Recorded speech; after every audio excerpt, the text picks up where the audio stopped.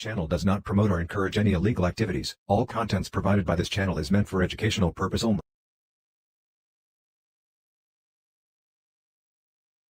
Let's have a little bit of this. I get the big Bob Marley joint. Look at this. Here, try this. Carl, I really don't do this very often. You're gonna love this. Is dynamite hack. Watch out for this. Maybe one drag. Say you're in a Caribbean bungalow and you're kind of high. An exotic woman on the bed.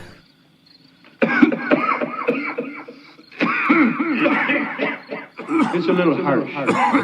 Now, is she just the high-priced whore you asked for? Or is she an assassin? Here. Cannonball. Right back. Here's room service. Who ordered champagne? How should I know? Exactly. You're baked. You can't remember. And then one more. He's right on top of Cannonball. Cannonball coming. Point is, you come out of the John waving this around, nobody's gonna bug you for a tip. So I wanted to share this story because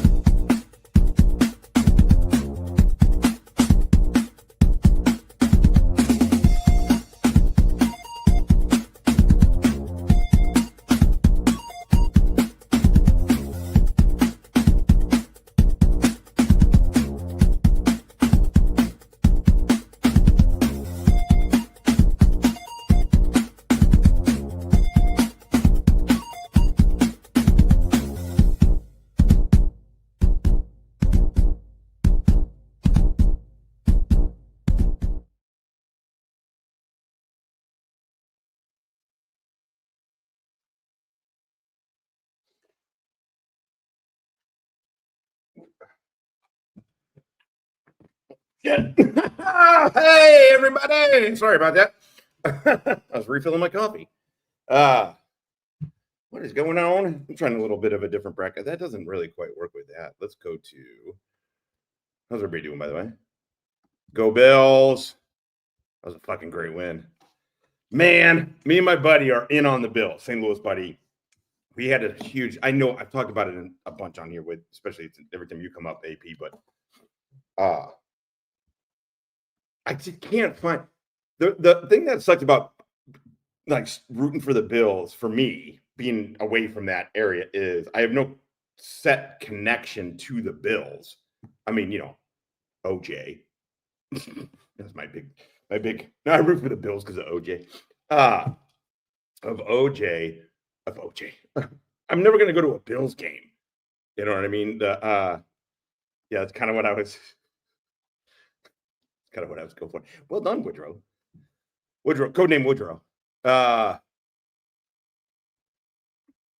Always, I give away tons of money and guns and shit, so we'll see if I win anything. What's that? Oh, company picnic. Oh, right on. All right, Joey, be good. Hey, AVN guy, what's going on? I'm not gonna do a whole roll call. Brit, biatch. Someone came in and said they know the story of the fat, ugly British girl that I fucked a hot one, but also. No offense to the ugly ones out there, to the uggos.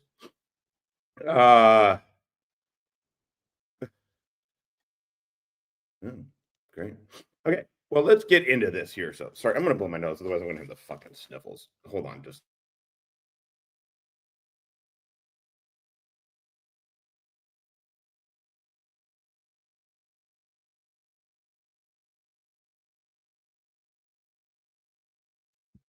Oh, fuck, I didn't even take the goddamn bong rip. Well, right. He didn't say I fucked you. I mean, you know, the day's still a puppy, baby. Be easy. All right, let me take this fucking head here. And then we're going to get to some Bussy.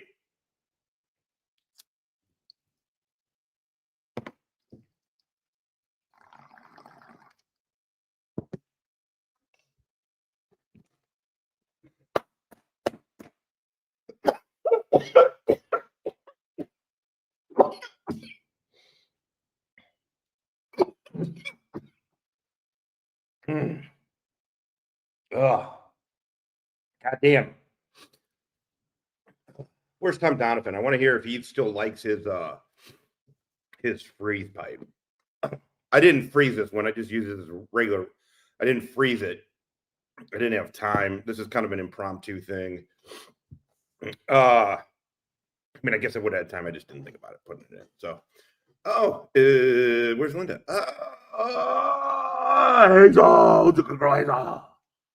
All right, let's get to it.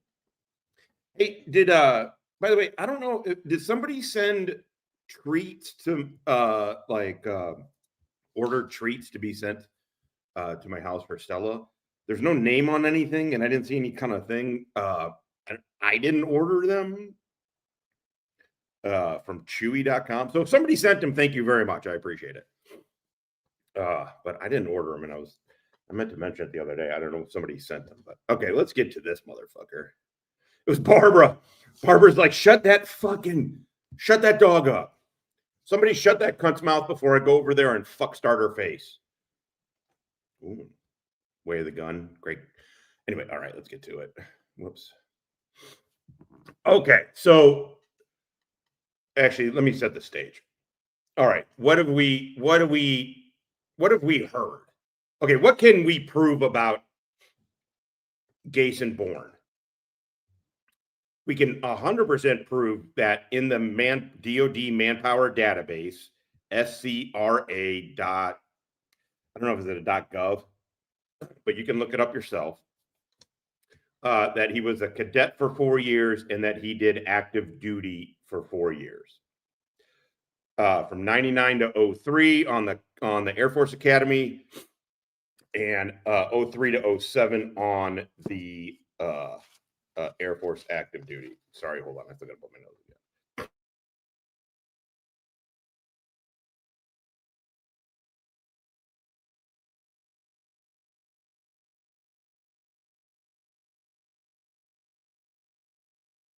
Oh, sorry. God damn it. I did the camera a little too early. Nobody likes seeing that kind of shit. Yeah. So really that's it. Now here's what I strongly believe. And it's not, I just say we don't know it because it's unable to technically to verify that he was CIA for 7 years. I do believe that. And here is why I believe that. He says it enough. He promotes it enough.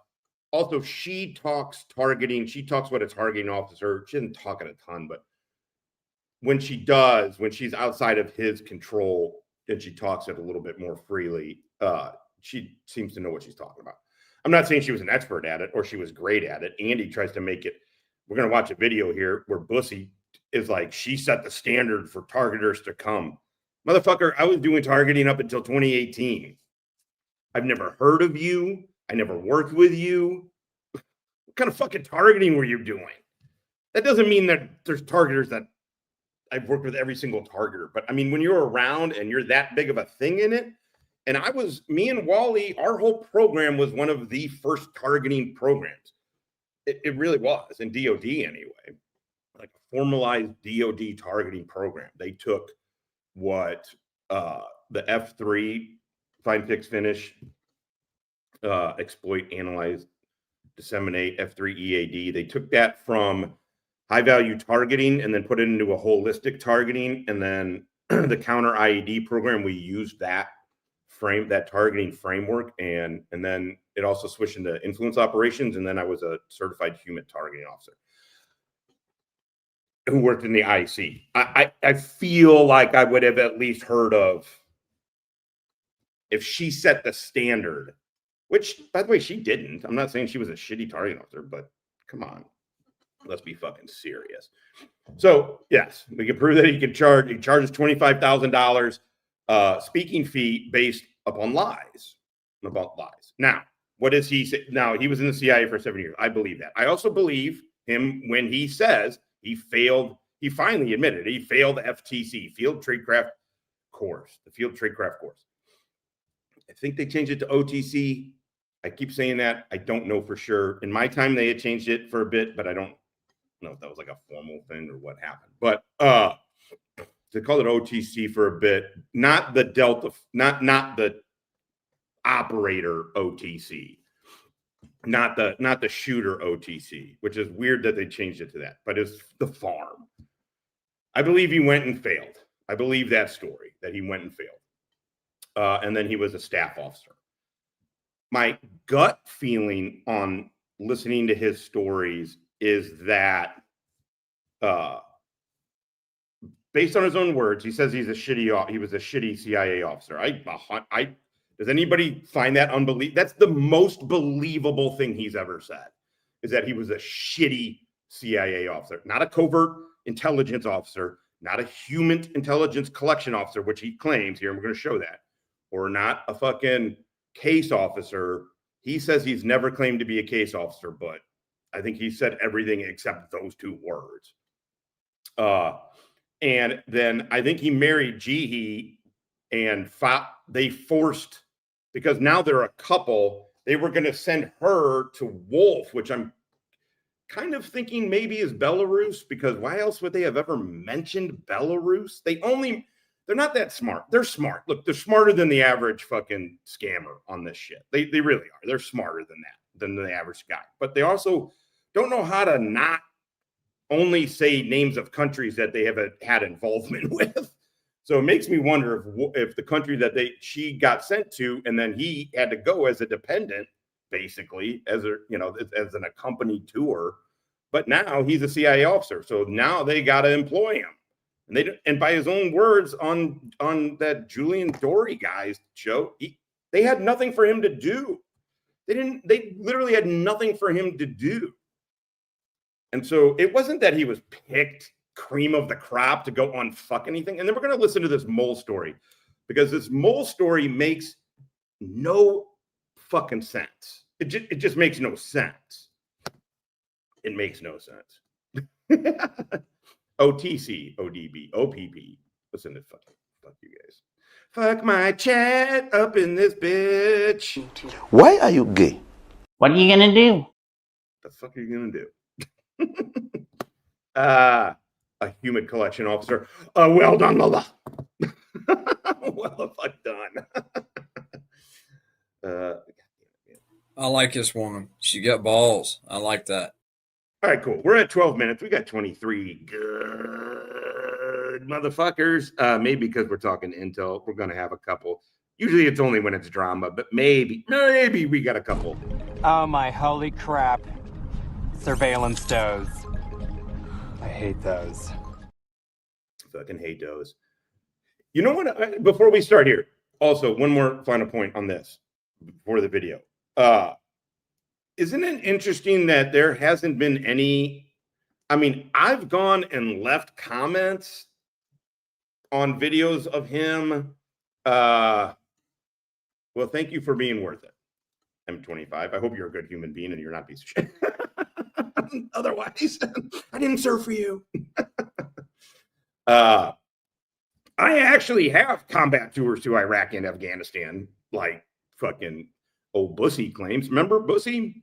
When you claimed you're a decorated combat vet with tours to Iraq and Afghanistan in the Air Force? Certain page, what's going on? Heidi Delamonte. Okay, I'm not. All right, enough roll call. But what I was gonna say is, look in the chat here. I mean, I get it. We're a small channel. We don't get a ton of attention. No big deal. But everybody else, you're talking about Palantir? Is that what you meant with the Pentium thing? We did use Palantir, like a early, I mean, that's way different way back then. But we did actually use Palantir. What the fuck was I going to say? Notice how there's no trolls, but I went over there and I left comments, right? I mean, I'm not specific. I kind of want to get his attention only in the sense of like, I want to be like, hey, you're full of shit, man. And I want you to know that people understand you're full of shit. Right. And you very specifically, you claim to have won, quote unquote, your words, won awards with combat tours to Iraq and Afghanistan. And you are charging money based substantially on that lie. So it's not good. People need to understand that you're scamming. But I'm not trying to get into like whatever. But nobody defends this dude. Nobody in his comments defends him. I mean, if they do, they're just like, hey, listen to this, boy, that's advice. But nobody's like, people are in his comments like, this dude's full of shit. Nobody defends that. Nobody defends him. Nobody is over here. Nobody is in this chat defending him. Isn't that odd? You have 2 combat tours as a military guy, as an Air Force nuclear missile officer, who's a flight school, who failed flight school, dropped out of flight school. Hey, look, I dropped out of film school, but I don't go around claiming I got an MFA. So he dropped out of fucking flight school. So within 4 years, he went to half a flight school, dropped out, got retrained as a space officer, 13 Sierra, the nuclear missile officer, right? Did a 3-year rotation, did 1 rotation stateside, somehow got two GWAT. Again, not impossible. Not impossible. If he was a JTAC or a TAC P, that's the guys who call for fight, close airs. They do all the air coordination and shit. Chapman, look up Chapman. Anyway, so, well, yeah, I say rotation in the U.S., but you know what I mean. Like his time was all CONUS. Now that changes. Sometimes he says it was in Georgia, and sometimes he says it was in California, right, or Montana or something. That changes a little bit. We are dumbasses, right? So anyway, it's really weird. You would think between CIA and his time and being a combat vet that somebody would defend this dude. Nobody defends this dude. He said it. We watched it the other day when he was on with Julian, who again ate his fucking soul in front of him. Fucking, he was like, yeah, the people at the CIA who say I didn't do shit, you know, yeah, I was there. He goes, it's validating, because what it is he's like, okay, cool. At least somebody's saying I was there. I can lie about the other shit. That was so weird. His outfit. Let's get into the vids. Let's get in. Let's get into the videos because, okay. Now remember, I'm going to play a couple of things here. Let's start with this because we watched this one first. Actually, no. Are you guys seeing it? You are not seeing it. Probably would help. He's got mental issues. This much lying and doing this for fame and attention, to knowingly be lying, which he is, by the way. He is 100% knows he's lying. His whole dad's family situation, we're about to talk about it some more here. Again, just in generalities, we have way more information on his family. It's not hard to look him up or them. They're pretty public. Like I said, his sister, June, Jun, is a musician. She's on YouTube, or at least from one video that I saw that Woodrow sent. No, it's easy to find her. So when you knowingly go on this, right? And we'll play this and go. So to remember, his dad that we saw, it was born in Venezuela and has a master's degree. Unlike he said, because he claimed on former Action Guys podcast that none of his family had. They were all enlisted. They didn't have degrees. His dad, who's still alive, has a master's degree and got it before he was born. While he was born, right after he was born, but from 80 to 85, actually, I guess it was right after he was born. So then he's born Tokyo, right? They're in Tokyo. And then in 85, he comes back. 85 would put Bussy at 5 years old. He was born April of 1980. No, it's Jun. That's why I'm saying June. I don't know that's why I was questioning how you pronounce it. Jun? I doubt she goes by Jun. Right? But it's Jun. Bustamante. Go look her up. So this is this one story he tells. This is from 6 months ago. Oh, hilarious, by the way. Look. Oh, fucking hilarious. He tagged Tim Kennedy. He tags Tim Kennedy. Hun? I mean, they are. I don't know. It's Venezuelan, so Yoon. They always called me Yosh or Yaks. Yaks, Mr. Yaks. I was like, oh. Mr. Yaks. I'm like, who in the fuck? And they're like, I'm like, it's Josh. I think of the way I pronounce my O's. I have that St. Louis Midwestern thing with the O's sound like A's a bit, but either that or fuck stick, right? I know. Fuck you.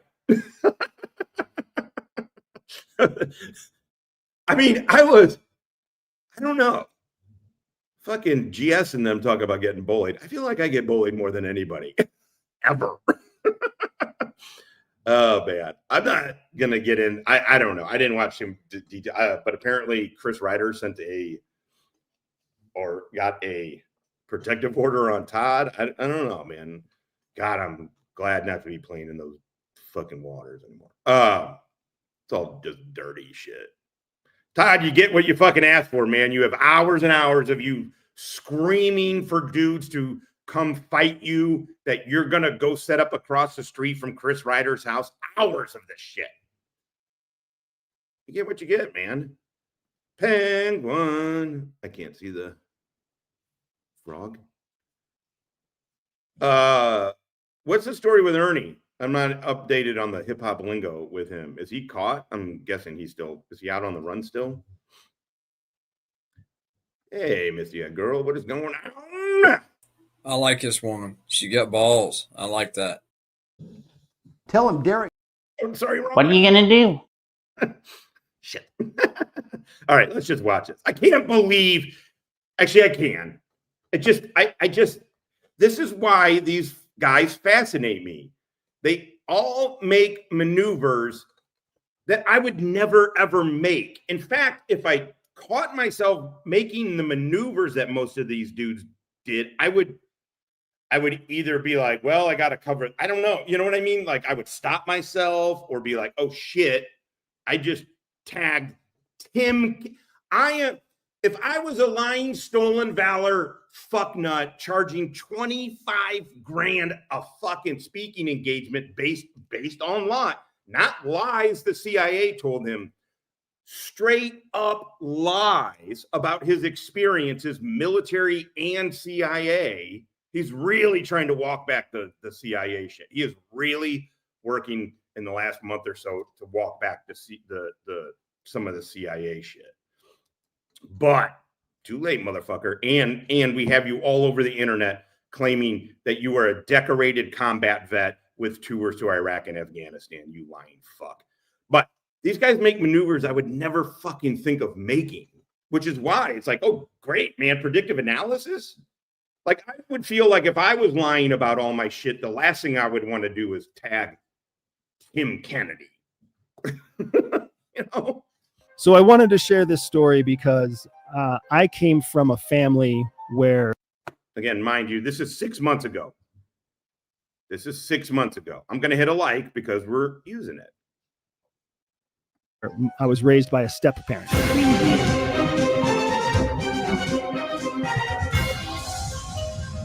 My dad, my stepdad, married my mom when I was about 5 years old and became. So, okay, let's just go off of this timeline right now. I got a pen and I got a piece of paper. I don't have notes, but let's just do this, right? So he was born 1980. We looked it up, showed you yesterday. In 1980, his dad was in Tokyo 1980 to 85, right? Maybe that's it. Now, what's strange about this, and then, so maybe he came back to Tampa then, came back to Florida in 85. That part we know. That is, at least that's out there on the internet. That is out there and not like some random Reddit thread. It's in their person. Him and his family are relentless self-promoters. And so they're just always fucking out there. Right? So in this time now, it depends on who he's talking to. He was either born in Arizona, Miami, or El Paso. Neither his father or his mother have any military in their resumes, and they're in their open public resumes that you can find. They're open, no mention of military whatsoever. And his dad worked for CBS, as did Bussy and Jihi when they got out of the CIA. They don't mention it ever. I don't know why, but it's never, ever brought up. They also started SKB Communications, which Jihi, we've shown publicly, claims she was a private investigator for. Now, I don't know exactly with Florida. Do you need a PI license? In most states, you need a PI license to be a private investigator. But either way, once again, unless she has a license, and I'm wrong on it, they are claiming something that they're not. They're not. G is just as complicit in this. Hey, my dad, for the rest of my stepdad, married my mom when I was about 5 years old, and became my dad for the rest of my young childhood and adulthood. So essentially the rest of your life. I'm only stopping this. So at 5 years old, his mom married this new person who she happens to be married to now, which is weird. I guess I got divorced and remarried. She married a new person. And then this new person, this new stepdad, who, by the way, if his real dad that we found is actually his stepdad, okay, at 5 years old, did he take his stepdad's last name?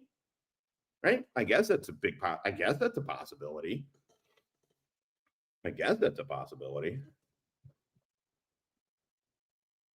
He and my mom didn't get divorced until. But once again, why in the fuck does every single thing this dude every single thing he says, need a fucking explanation? And you can't ever take anything at face value with this guy. And it's not because he's a CIA officer or a CIA plant. It's because he's a scammer and a liar. The only people from the CIA who have said anything at all about this guy is, yes, he was CIA. Do not trust him. He's full of shit. That's it. Nobody else has come out and fucking said anything good about this guy, except his wife. I was an adult and actually already at CIA. So now, okay, sorry, I keep stopping this. I'm going to replay it, but I'm going to go through it. It's just a few seconds, so I'll go back and replay it so we all get it. But I just want to point this out in case you're just kind of paying attention. And you want to pay attention, I guess. Right? So now, at 5 years old, right? So the story he is going with, I guess, he doesn't talk about his dad getting killed here. His dad's killed right before he was born, he says. Right before he was born. And then, hey, Stella, hey, baby, don't. Right before he was born, his mom remarries when he's 5 now. So his dad's been dead for 5 years. He's just growing up with his mom. Mom remarries. Everybody takes that guy's name, right? And then this guy now is his stepdad from 5 years old into the CIA, right? So let's say he went in 18 years old to the academy. He has said 17 actually before, which is whatever. His years, he always likes to add a bit more. So let's say he went in at 17. Let's just do 18 it makes it easy. I guess 21 he's active duty, graduates active duty, right? May of 2003 of 2003, right? Just turned 21. Goes right into, does 4 years. So let's say he's 25. Yeah, he'll have just turned 25 based off a DoD manpower database when his active duty time, it was May of 07. Right. So then he just turned 25. Then he's 25 years old in CIA. So the point being this, from 5 years old to at least 25 years old, this dude was his stepdad. According to this story. But my stepdad and I never really got along like most. When I was about 5 years old, and became my dad for the rest of my young childhood and adulthood. He and my mom didn't get divorced until I was an adult and actually already at CIA. But my stepdad and I never really got along like most classic step parents and stepchildren in the 1990s. Our relationship was really quite hostile. It was a relationship where I tried to push the boundaries as much as I could, and he tried to slap me and keep me in bounds as often as he could. And it was this push pull until I just couldn't wait to get out of the house. If you All right. We're going to come back to this video because it's telling and it's talking about lies, but I want to switch to this. appointment would be. And that's kind of how I was carried along for the better part of 10 months. I started to have, when I actually started training with CIA, I started to have a series of self-discoveries. First, I started realizing that you're gay. You're wearing capri pants. To discover that many of the things that I suspected my whole life, many of the things that caused me frustration and disappointment with society, were actually very viable things that CIA taught me to understand later on. It taught me to understand that there really isn't a sense of fairness or transparency or honesty that human beings carry from place to place. It doesn't exist in church. It doesn't exist in the professional workplace. It doesn't exist in the military. Even though everyone tries to say that there are standards of behavior and there are codes of conduct and there are social norms. What did you go to? It's crazy. I've said it before, but I'm going to repeat it. Him and his wife used the CIA as therapy. Listen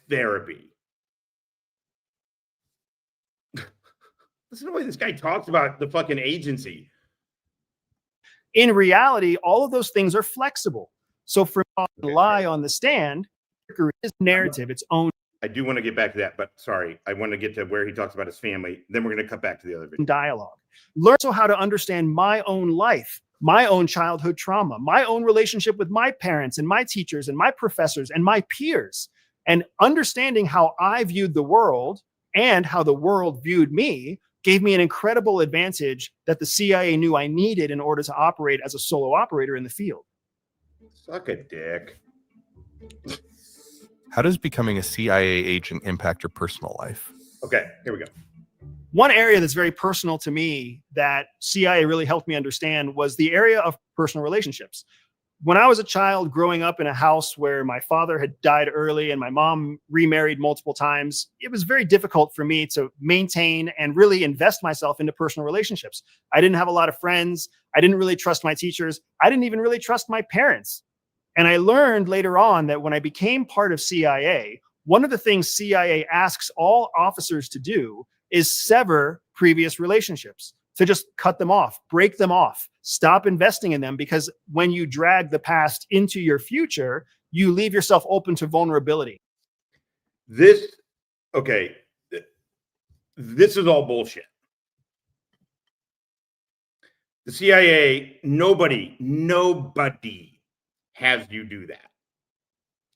That's ridiculous. Also, this dude doesn't speak in spy speak in tradecraft. He speaks in therapy speak. Dragging your past into your future, that's therapy speak. Yes, he has a tough place. Well done. What are you going to do? Okay, so let's go back to this other video now. Now remember that, right? So I want to. Mom remarried a bunch of times. He gets the best pause faces. My stepdad, married my mom when I was about 5 years old and became my dad for the rest of my young childhood and adulthood. He and my mom didn't get divorced until I was an adult and actually already at CIA. But my stepdad and I never really got along like most classic step parents and stepchildren in the 1990s, our relationship was really quite hostile. It was a relationship where I tried to push the boundaries as much as I could, and he tried to slap me and keep me in bounds as often as he could. And it was this push-pull until I just couldn't wait to get out of the house. If you understand what that kind of relationship is like, I would love to have you leave a comment. Let me know if you know what it's like to be either the step parent or the stepchild in that era. And if you were somebody who had a loving relationship with your step parent, I would actually love to see that comment too, because I know. Guess what? I have a nothing but one. I've always had a wonderful relationship with my stepmom. A wonderful relationship. Her and my dad have been married just shy of 40 years.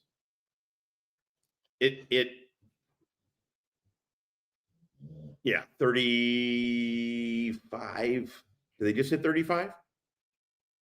So anyway, somewhere in there. It's right in there, just shy of 40 years. She's wonderful. She's great. I have respect for her. I love her. So there you go, Andy. There you go. You're out there somewhere. I just really haven't met anybody who had that relationship. But I remember when I was about 10 years old, my stepdad wanted. You don't know anybody that's had a good relationship with their fucking step parents? I know far more good than bad. I'm not saying it's not bad. I mean, any relationship, right? But how do you not know anybody who has a good relationship with step parents? Me to start reading more. Now, I wasn't really into reading. To be very honest, reading is still relatively laborious for me. It's not something I look forward to doing. It's not something that brings me joy. I certainly enjoy the fact that I learn new things from reading, but it's really hard for me to get excited to read. And when I start reading, I don't keep my energy high. Reading is actually very energy draining for me. But my stepdad wanted me to start reading more because he believed smart people read. And he wanted me to be a smart person, I think, because he wanted me to get the hell out of the house before as early as I possibly could, right? So he wanted me to start reading, and I was 10 years old, and I didn't know what he wanted me to read. Now, great question, Woodrow.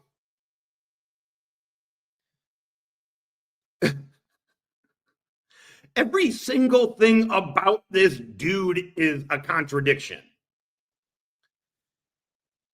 I was never in the CIA. You don't have to be in the CIA to know that this is all horseshit. First of all, it's double speak and it's therapy speak. That's it. And then some weird sense of his alpha-ness. This is a very damaged human being who doesn't deserve sympathy, by the way. He does not. And if you feel like he does, just remind yourself that he charges $25K a speaking engagement based off of lies.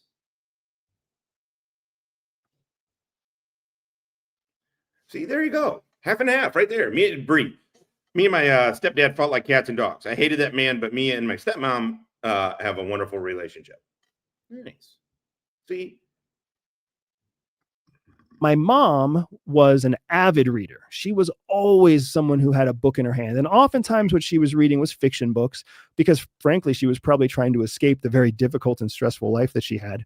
But sometimes she would also read reference books, history books, nonfiction books, even books about self-help and self-improvement. So my dad, when he wanted me to start reading, he told me that I could pick a book or he could pick a book for me. And I didn't really know what books to pick. So I tried to say that I wanted to read what my mom was reading, which were Stephen King books and Dean Koontz books. And my dad said I was too young for those. I was too young for the violence and the horror and the sex in some of those books.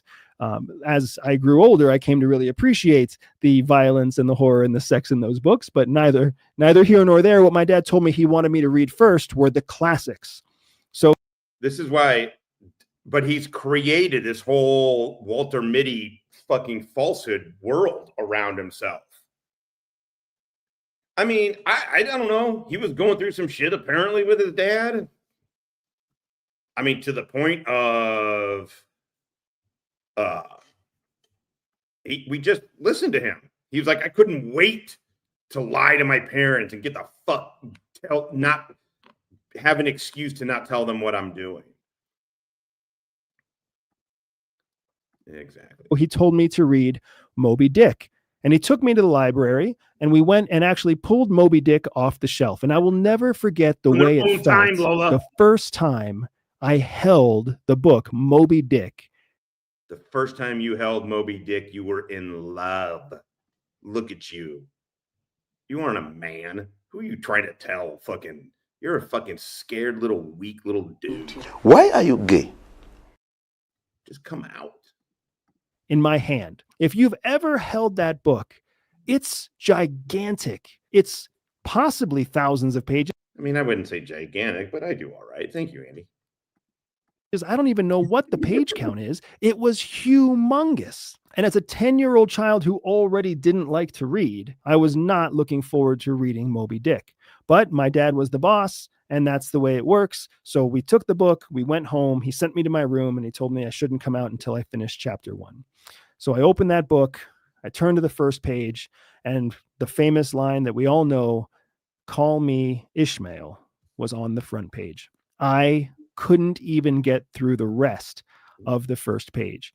The language was very advanced. It was very confusing. It was very artistic. The chapters were very long, and I had just the hardest time in the world, even finding the motivation to read the book.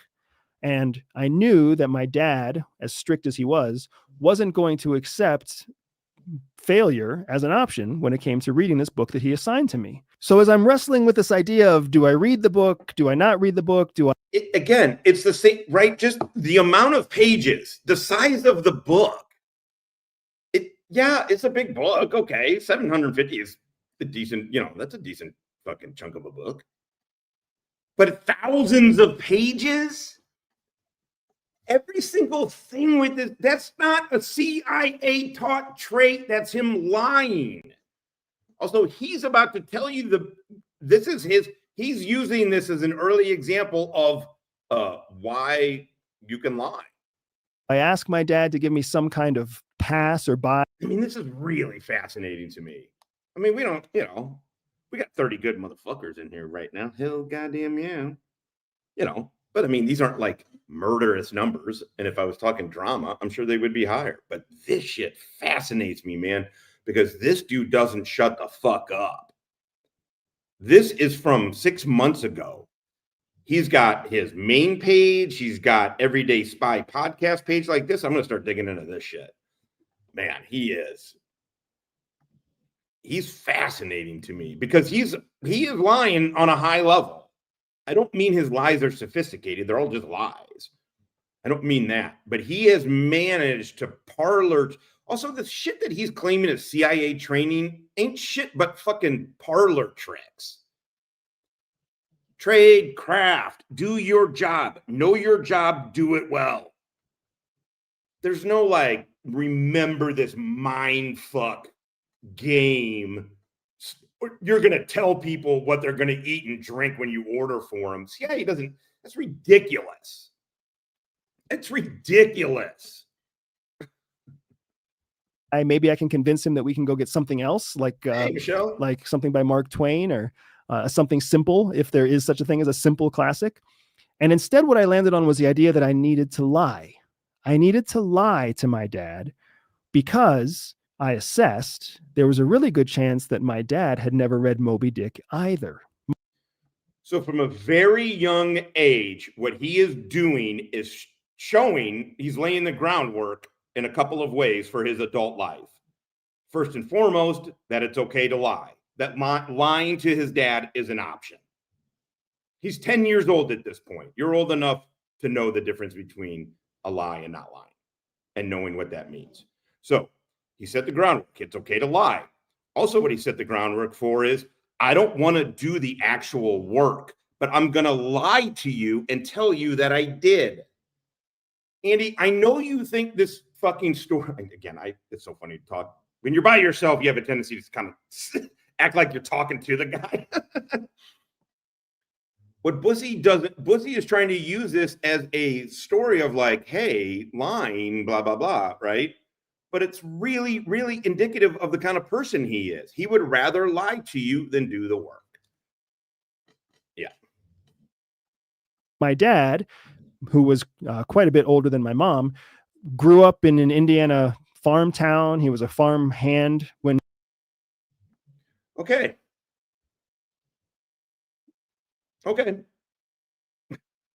So now this fictitious stepdad, seemingly fictitious. It's kind of hard to prove a negative, but seemingly fictitious. And I say seemingly fictitious because it goes against his actual dad, whether it's his, I don't know who this other dad is, if it's not his real dad that's still married to his mom. But now this guy grew up in an Indiana farmhand. And in his story, he grew up in rural Pennsylvania, Indiana, Venezuela, right, Woodrow? Right? And he was young. By the way, if you really want to know how like the targeting shit, how it works with operations, kind of just think of, I know it sounds very simple and everybody does it, right? So that's what I mean. It's like Woodrow, right? Woodrow has been doing a lot of legwork to run down a bunch of shit. And it's easy because he's out there a lot, but it's also not easy because you have to sift through a ton of shit. And some of it's kind of discreet, but it's all open source. It's all public, right? But Woodrow is feeding me what he's finding. I'm looking at it, going through it, and then I'm making a video. I'm making the bump. I'm doing the op, right? That's how just to give you an idea of how they don't talk it this way because they don't really know it, but that's really kind of how it works. When I was doing targeting, and I've done, which is my main experience, far more than HUMINT, or not HUMINT, but at running a source of any kind. I have way more experience targeting. And what you're doing is you're either feeding the dude's locations or it's like, okay, you're going to meet with this dude. Okay, here's what we got. All right, we've been tracking him. You are basically feeding the case officer or whoever so they're coming at it with a wealth of knowledge, like the way I'm talking to you guys, right? Not showing everything. Anyway, over-explain. He went off to Vietnam. He served several tours in Vietnam as a tunnel rat. And really now, as an adult, all he did was spend his time behind the computer playing solitaire. So I never got the impression that my dad was a particularly smart man. No, his wife is a former targeting officer. I believe that. I do believe it. I believe they were both in the CIA. I do believe that. But yeah, she's a targeting. I have no reason to disbelieve it, truthfully. The way she talks it on a very low level. She doesn't talk it with any kind of like lived in knowledge of the, in my mind, any real lived in knowledge of the profession of it. But yeah. But no, she was, I believe she was a targeter CIA. I don't think they're lying, which makes it odd because she is going along with his lies. She knows full well he's lying. I mean, she just knows it. So I decided to roll the dice and see if I could just lie my way through Moby Dick. So I didn't read chapter 1, but I did stay up in my room for about 20 minutes. And then I came downstairs and I told my dad I had finished reading chapter 1. And he told me, well, what did you learn? So I made some story up about how the main character is a guy named Ishmael, and Ishmael is a guy who, is really into whales. And he wants to be on a boat, and that's how the book is. And he totally accepted chapter 1. The next day, he wanted me to read chapter 2. So I did not read chapter 2. I just looked at how many pages chapter 2 was. I kind of scanned through to see what words I could understand. And then after about 30 minutes, I left my room and I went downstairs and I told my dad that I had read chapter 2. And he asked me, what did you learn? And I made up some story about the continuation of Ishmael and how he made some friends and how his friends and him were deciding which boat they wanted to get on and when they were going to go get their whale. I was able to keep this lie going for about 4 consecutive days, telling my dad some made up story about a story he had never read and I had never read. Now, the reason I bring this up is not because I'm proud of lying to my dad. If anything, I'm curious that my dad would assign me a book that he had never read. It just, it's an interesting thing that parents do, right? Even I, as a parent now, find it interesting when I tell my kids to do something that I don't like to do, or I never do, or I don't want to do. But what's interesting, the most interesting to me, is that what CIA taught me is that lies have a shelf life, but the truth does not. Yeah. Your lies have had a shelf life of about 2 years. And then people started catching on, and people are pretty caught on now, I feel like. Also, there was no most normal motherfucking people would tell that story and then be like, so my dad let me go with the lie to teach me the lesson at the end. Like, motherfucker, I read the book, you lied, now you got to do double or whatever. You know what I'm saying? Like, no, his takeaway on that was it's his go-to as a 10-year-old was to lie. Andy, you are setting the stage for the whole rest of your life, man. Not in a good way. And not in a good way. I gotta say, the guys, my interaction with CIA people, the truth is almost 90% been positive. Very positive, truthfully. But there's a certain way. I don't mind the arrogance. The arrogance, obviously, I'm arrogant. It doesn't bother me. If you're swinging you're swinging to your knees, you're swinging to your knees, man. I didn't mind the fucking arrogance.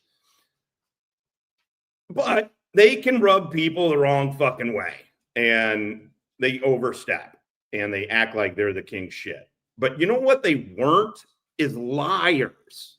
They were professionals. They wanted to do their shit. Now, would they snake you sometimes? Yeah. I had this one bitch completely snake my shit. And she published it. I couldn't fucking believe it. She plagiarized my shit like virtually wholesale. It was fucked up. The intel community plagiarizes a lot. A lot. It's rampant. I mean, it's been what, 2018, so whatever. What is it, 6 years? I'm an idiot, right? 7 years. Not. So lies, kind of like milk or yogurt, expire over time. And the longer you try to keep a lie alive, the less likely it is to survive another round of fabrication. Whereas the truth can be something that nobody wants to hear up front, but the truth never expires. The truth is still the truth 2 weeks later, just like it is 2 years later. So going back to my childhood days, chapter 5, I tried to lie to my dad again. But this time, it all fell apart. Well, never mind. I didn't watch the end of the video. Well, look at me jumping to conclusions. Fell apart because I was starting to make mistakes over the details that I had told him in previous chapters. I couldn't remember character names that I had made up. I couldn't remember dates or time frames. I didn't even remember if it was the winter or if it was the summer. And my dad caught me in the lie. And when he caught me in the lie, I mean, 1991 was that was prime era for whoopings. So I got a What?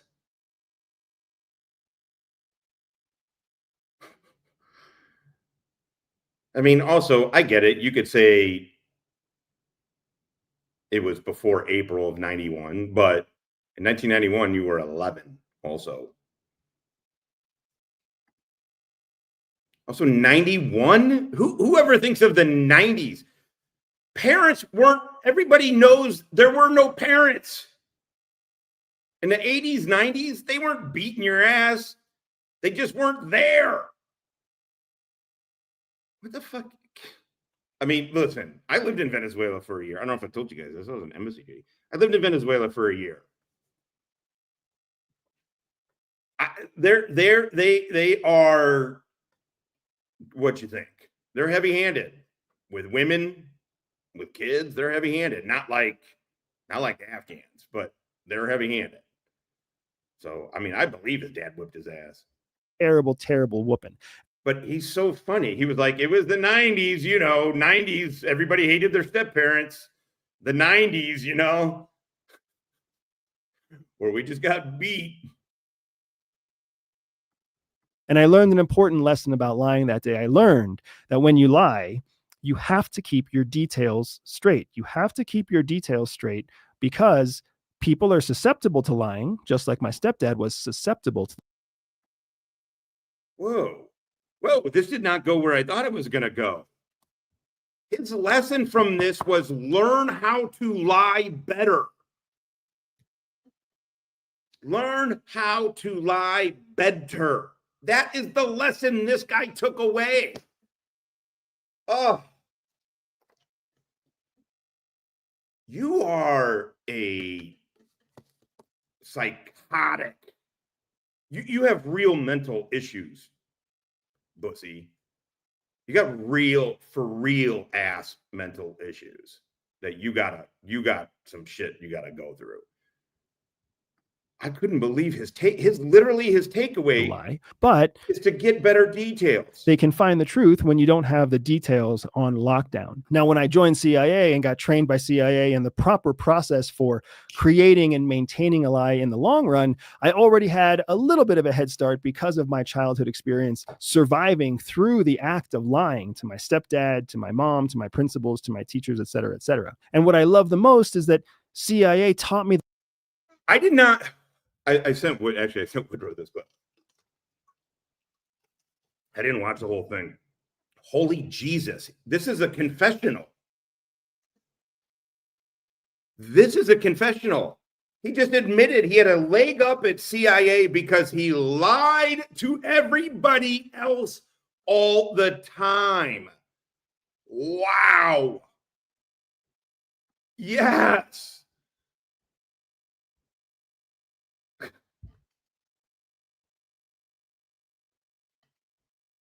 This is wow, dude. Scott Amo. You know what gets me most about this dingus? He spends a lot of time and especially words to convey a simple concept that's already locked in the collective consciousness. Done. Nothing. It's all hot air. Now look, I'm scatterbrained. You know, I get it. I got ADD from fucking PTSD shit or something. I don't know. I got ADD. I don't finish sentences or thoughts all the time. I get it. It's not always easy to follow me, but it's not hot air like this. So I'm not trying to really teach you anything. I'm just laughing at this fucker or examining the fucker with you guys. Every detail. This is from 6 months ago. That video I played earlier where he claimed his mom got remarried a whole bunch of times. That was from 1 month ago. 1 month ago. I'm not digging deep in the crate to find this gem. I don't have to go back years. I barely even have to go back a week. Andy, you just confessed to being a habitual liar since you were a kid. The power of the truth, because every intelligence report that we collect is the truth, even though Also, again, I get it, man. You're speaking a lot, but intelligence report that you collect, every single thing he says it wrong. He says it wrong. Every intelligence report you collect, first of all, a collector like you claim to be, which I'm about to show you here, a human collector collects information. Nothing is intelligence until it's fucking vetted, until it's gone through, corroborated. It's not, you don't collect. I mean, I know we call it collecting intelligence. I get it in the vernacular, but you don't collect an intelligence report. Also, an intelligence report is not something that an ops officer would generate. That is something that an analyst would generate.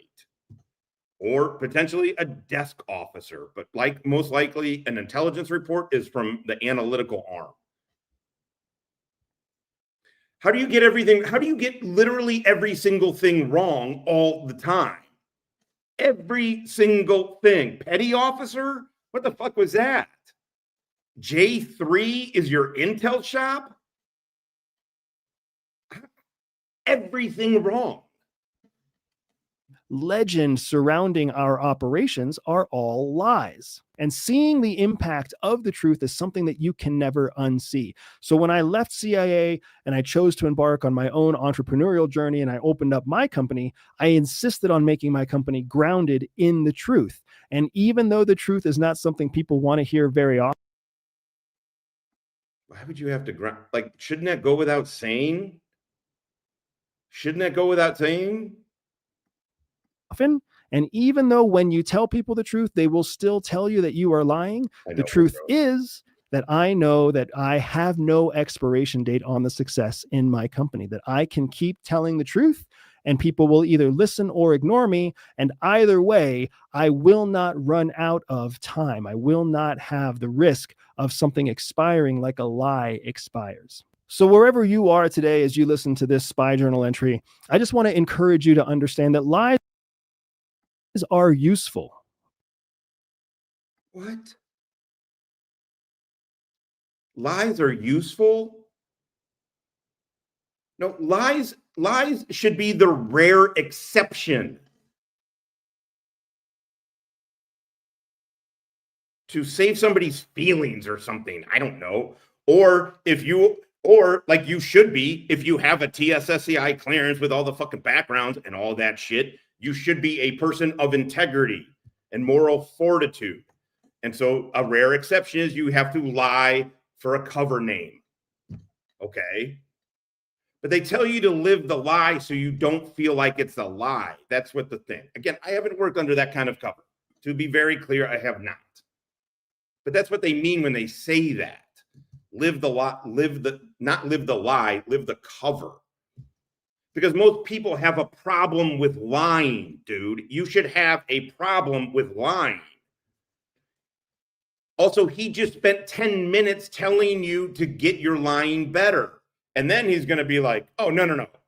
I just told you that for 10 minutes that I lied to everyone about everything growing up.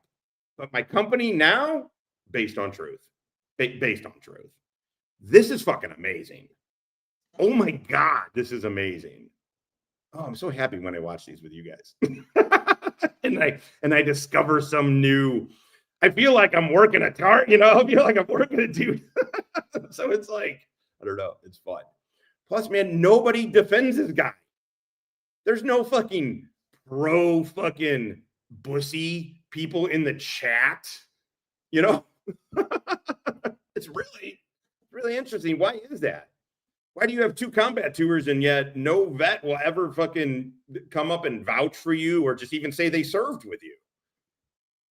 But they're also limited in their lifespan. And the truth can really set people off, and the truth can frustrate people, and the truth can drive people away. But the truth is where real power lies.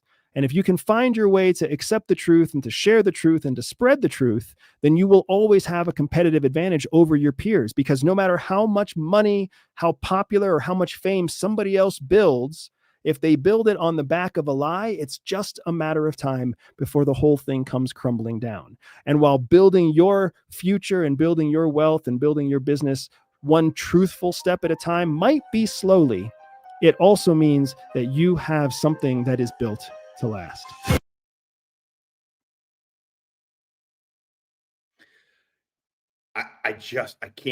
I kind of want to watch what he says here. My mom's heartbreaking words. I love your dad more than you. Dude, just go to therapy, dude. Just go to therapy, man. This is, yeah. What's going on, Kelly?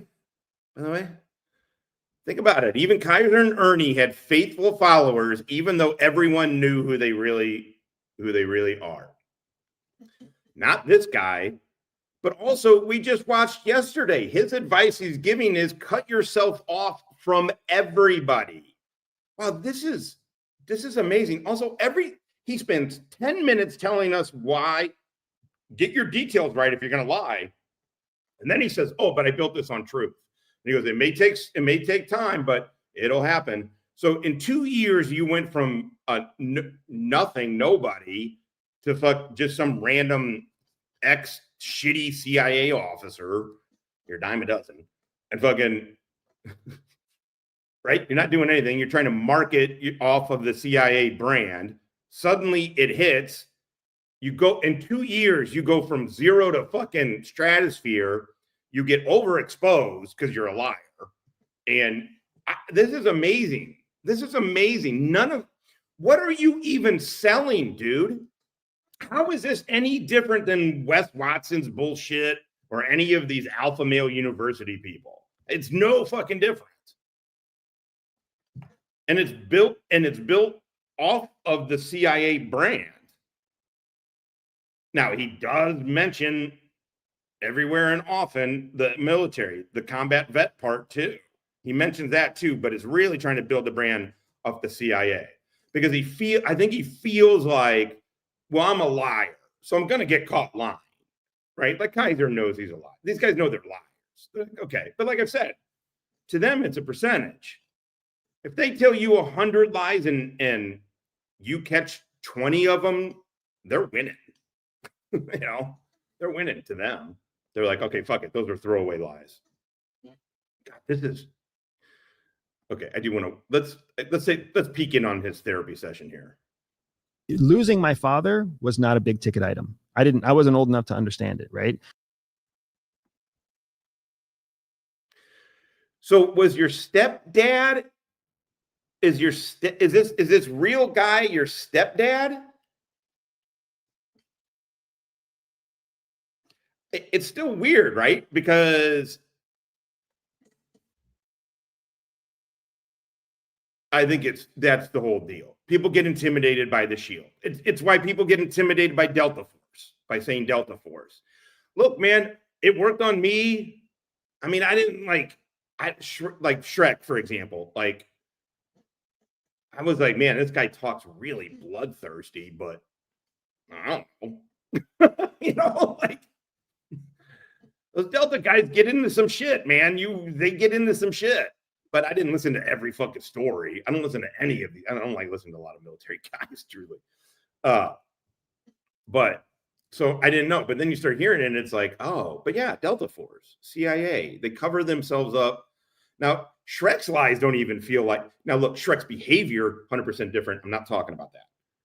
Like, that other shit is bad. But just the military stuff.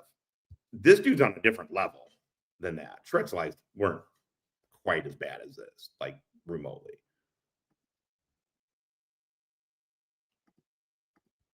The first time I realized that my stepdad wasn't my father, and this sounds stupid, right? I'm a brown kid, but the first time I realized that my white ass stepdad was. So who is it? So is Joel Bustamante from Venezuela with a master's degree from university in Tokyo? Is he white? Is he white? So is that guy his stepdad or his real dad? Because if it's his real dad, he's alive. He was never killed. If it's his stepdad, which again is possible, his stepdad's name is Joel Bustamante, who was born in Venezuela. This is, yeah. Also, I agree. But this would be I feel like I saw in one of the comments that someone's like, this is all bullshit. I paid $60 to find out the hair wasn't real. And I was like, oh, that's interesting. It'd be great to get, I'm not going to pay to go through his bullshit, but that would be hilarious. It does, ever since that guy said it, it's made me wonder. That's why he uses the headband. Not just to pull it out and put it behind, but to hide the clips where the hair. And then that way he probably tells his people, like, this is my disguise. Everybody knows me as the hair guy. So if I need to escape, I just take the wig off or whatever. I take the extensions out and I'm short haired guy. And they don't recognize me. It makes me wonder. I don't know. Here is the thing. Your actions operationally, you your cover story is all meant to make you look boring. It's and not draw attention. To not draw attention. You know what draws the attention of security forces or other people or other vets? Is inconsistencies. Lying all the time about everything draws a lot of attention. Lying draws attention, guys. This is what I'm saying. Don't get fooled by this shit.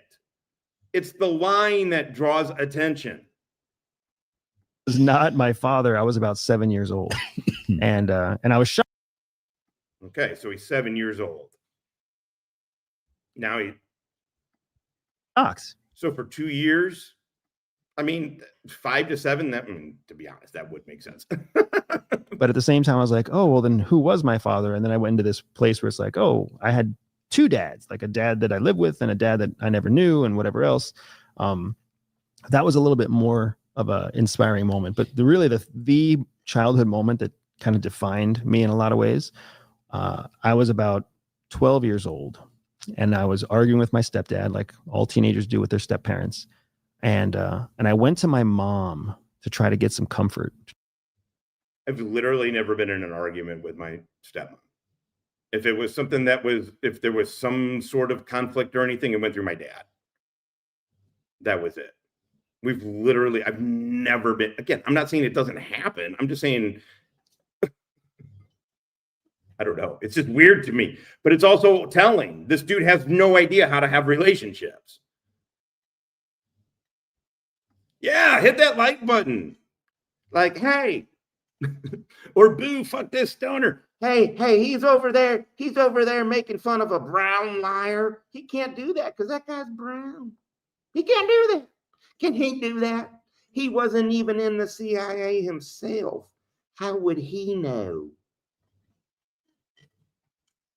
Was that pretty good? Try to get some support. And I was like, Mom, Dad he's wrong.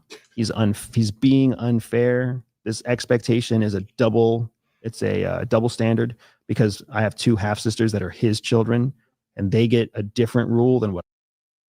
Okay, he's got 1 sister, right? Woodrow, just the one I know about. So that's his half sister now. One of them. Boo, fuck this guy. He's just over there getting high, talking shit. No. Unless Joel Bustamante is, and Vivian, I think is his mom's name, if I'm remembering offhand. Unless those are her parents. I have as the other child, it's not fair. And my mom looked at me and she was like, I'm not going to help you on this. I love your dad more than I love you. Holy shit. No way she said that. She did. And at 7? At 12. 12. And she was like, and here's why. Because every day I wake up and I have to choose to love him. But I'm always going to love you. You're my child. It's automatic. That's a strange way to put that. Right? Holy shit, this dude's got psych fucking issues. He's got some psychological fucking shit. Like it's a powerful second half. The first half is fucked about up. as big a kick in the nuts. Like probably not how I would have said that to a child, but it defined me, man. Absolutely defining moment. Because in that moment, I realized, 1, I can't trust my parents. I can't trust them. She doesn't love me more than she loves anybody else. I don't know where I land. I thought this whole time she loved me at least equally. Yeah. But she. Oh, I'm sorry to hear that. That sounds like a terrible situation. I guess, is my situation more the anomaly? I don't know. I'm trying to think of like growing up. I mean, yeah, you had a couple of kids that had like step parents that they were friction with, but I don't know. Maybe I was more the anomaly. Sorry. Doesn't. So I can't trust these fucking people. And if I can't trust these people, I can't trust anybody. Yeah. So, I mean, I still strongly believe that I was successful at CIA because I learned to stop trusting everybody at like 12. But then second, it was that moment that I was like, I am. When you don't trust anybody at all, you trust it. Like YouTubers do this. Todd has a very big tendency to this. It's like all or nothing. It's either I completely trust you. Here's every bit of information and everything I feel, or I don't trust you at all. There are, gradients to all this. It's weird. This is weird. Also, at 12 years old, I hate to tell you this, Bussy, but my mom was a lot fucking harsher than that, and a lot colder, a whole lot colder than that. And then she died when I was 12, just to show me how cold the world was. That's a dead mom joke.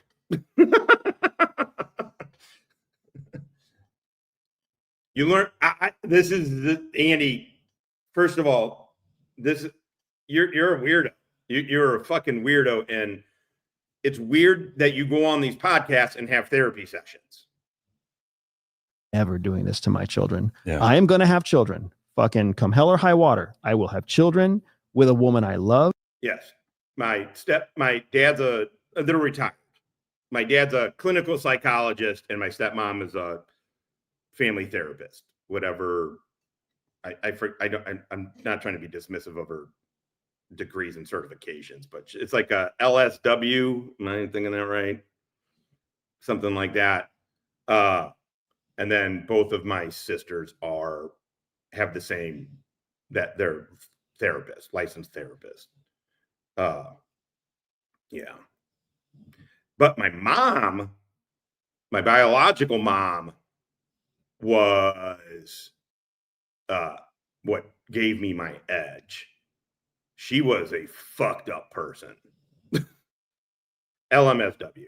Okay. So my sister, Anna, my youngest sister, yeah, she had the MSW from Washington, then got the LMS, then got a certificate. LMSW. Okay, yeah. No, my biological mom was a fucked up person, and would tell me and teach me lessons way fucking harsher than this. I mean, like, this is like patty cake time. Yeah, she was mean to my sisters too. Oof. Yeah, that's a hard one. Anyway, all right, let's not talk about it. I don't want to pull a Bussy and have fucking therapy. And I will make certain that every fucking day of my life, those kids know that there is nothing I put above them. Wow. Nothing. And I remember when I first met my wife and I told her this story, because she came from a very healthy, loving family that was fucked up in different ways. But I told her that story and she was like, I hope you don't ever feel like that. Like, we should never feel like we have to love our children less than we love each other, or that effort has any role to play in love. So I kind of knew she was the right woman then. Yeah. But especially now to this day, like, that's why it's one of the reasons we chose to homeschool. It's a huge part of why I chose to start my own business. It's why my business. Oh, holy shit. These two liars are fucking homeschooling their kids. Oh, man, do I feel for their fucking kids. Yeah. Well, don't get me wrong. I mean, I grew up in an Italian-Irish family. I had a metric fuck ton of cousins who all lived close by. And we were always at aunts and uncles' houses and everything. So even though I was the oldest and the only boy, I grew up the youngest of the male cousins. Man, it was great. Kind of a reprieve from my mom telling me, the world is going to get you. You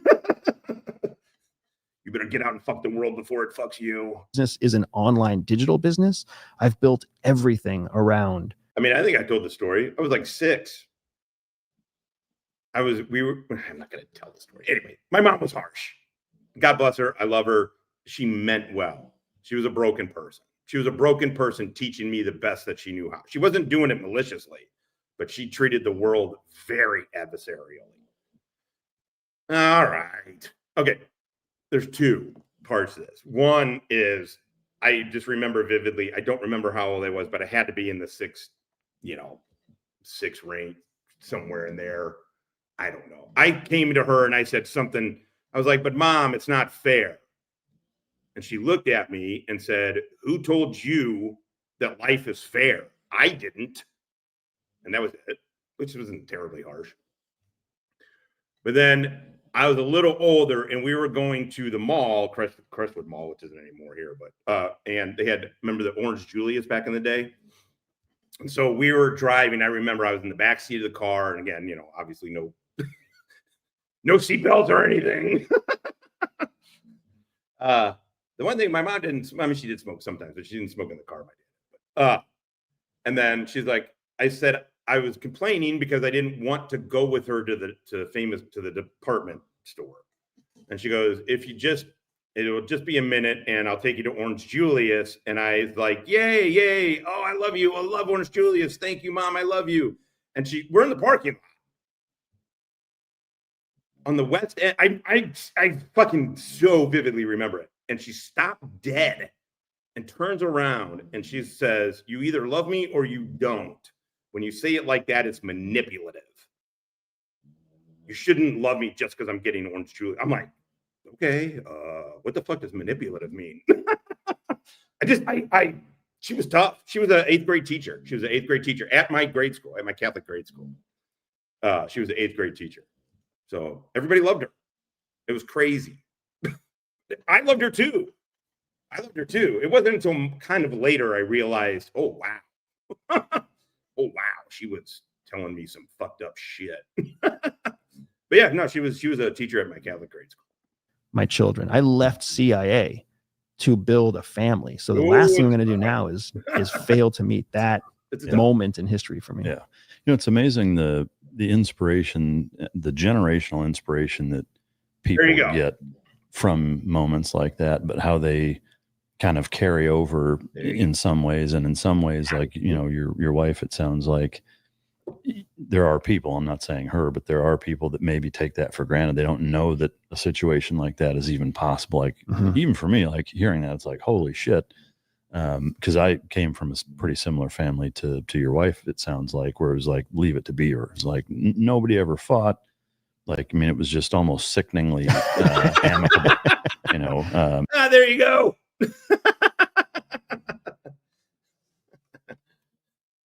This I will say, man. That's funny, Pico.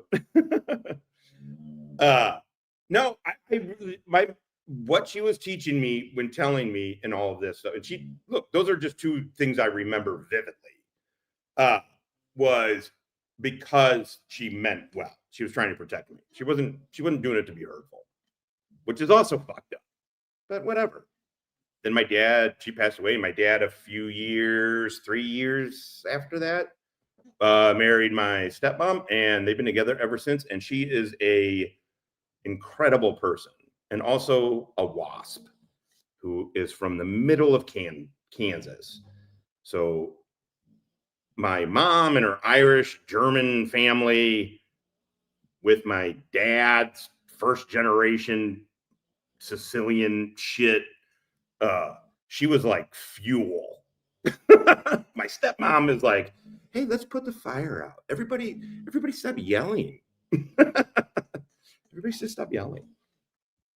I mean, and it wasn't until I was older where I realized how fortunate I was. But that's kind of the thing. Is that if you grow up with that, and you don't even know any different. Like, I think sometimes that can lead to not doing as right by your kids because you took it for granted and didn't realize how intentional your parents were in not making it that way. And then, it builds into something like that. And then that forces that child to do way, way better. And it's like this weird roller coaster of outcomes. But man, that's some powerful shit.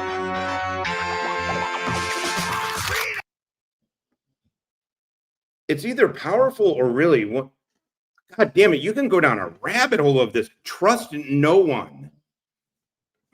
CIA spies troubled childhood. Okay, we're going to switch gears a little. Where is... Oh, okay. You were saying that we all... Okay. So remember he said... I don't call myself a case officer. I never have. You can't find it anywhere. It's like, okay, well, you've literally talked said everything but those words. And then here he's about to claim he's a human intelligence collection officer, which how is that? How are people who don't know supposed to? Also, you weren't. You were a staff officer. You weren't that, Andy. You failed FTC. You were a sue. It's a fine job. It's another layer of bureaucracy, but it's a fine job. Dude, you weren't a collector or a human intelligence officer. You weren't that. Remember, he's also said he's got deep expertise in cybersecurity. When in 7 years, let's say between CST, clandestine service trainee, it's the time before you go to the farm and get qualified, right? So you have like a year, generally is kind of what they go with. Usually like a year of CST, it's like probation in the fall, right? So within a year, let's say within under 2 years to not, let's just be squishy about it. Let's say even just within a year and a half. Okay, that takes, by the time you went to FTC and failed, right? So let's just say that's a year and a half into a 7-year career. So you got 4.5 years. So in 4.5 years, you became you traveled, you operated covertly on every continent in the world except Antarctica. You found a mole, a high-level mole in China branch. And you found the time to become a cybersecurity expert in a counter-espionage. Okay. Like to influence, and we like to persuade. 2 steps before you ever start influencing or persuading, you have to gather information. You have to collect information. You have to gather intelligence. So often, social media and traditional media make us think that you have to skip to the action, and the action is influencing or persuading somebody. Perfect example is all the people out there who try to teach you lie detection. You have to skip to the part where you can. His experience with human intelligence operations is different than mine. Tom Donovan coming to Muy Caliente. Oh, look at that. Look at that dickhead. You know why? There's a reason you're not getting your TV back. So we're Tommy, you ain't getting your TV back. And fuck you. In the end, I done some PCP. What's up, Tom Donovan? How are you liking your freeze pipe, man? How are you liking your freeze pipe? I am loving mine. R.I.P. The weirdo drop. That bitch murdered a dude with a screwdriver. I mean, that is fucking holy shit. Can quickly determine if they're lying because you're watching the micro expressions in their face. Really good friend of mine, Chase Hughes. Chase Hughes focuses a lot on micro expressions, hypnosis. I mean, that is some 10 toes down shit. 9-0. 90-0. I mean, I believe it. Also, did they put her in a woman's prison? Because, I don't know how you go 90-0. I don't know how you go 90-0. Anyway, I used to like to get into fucking tussles, and 90 would be, I mean, that's a lot. That's a lot, obviously. And picking up. Well, it's like, what? I believed it right until then. Thanks a lot, Josh. Or Yaks. These nuances in a person. He's 100% right. It can be done, but you have to control the environment around the person in order to be able to extract those types of micro expressions, those type of nuances. Chase knows how to do that because he's used to teaching people in a world of interrogation. When you're a human intelligence officer, you're not interrogating. Oh, you're a human intelligence officer now? I thought you were a covert intelligence officer. I thought you were a staff officer. How are you a human intelligence officer if you fail the FTC? How is that? You weren't a targeter. So as this new guy, Abu, put in, I don't think he's here. I like the way he put it. I hadn't heard the daisy chain thing, or at least I don't remember it. But if you're not in the collection daisy chain, if you're not in the running sources, agents, whatever, running assets daisy chain, which he was not, by the way, that meaning you're a collector or targeter. I don't know. I don't think a collection management officer would count. But most of the time you don't have to parse it. You're not these things, motherfucker. People.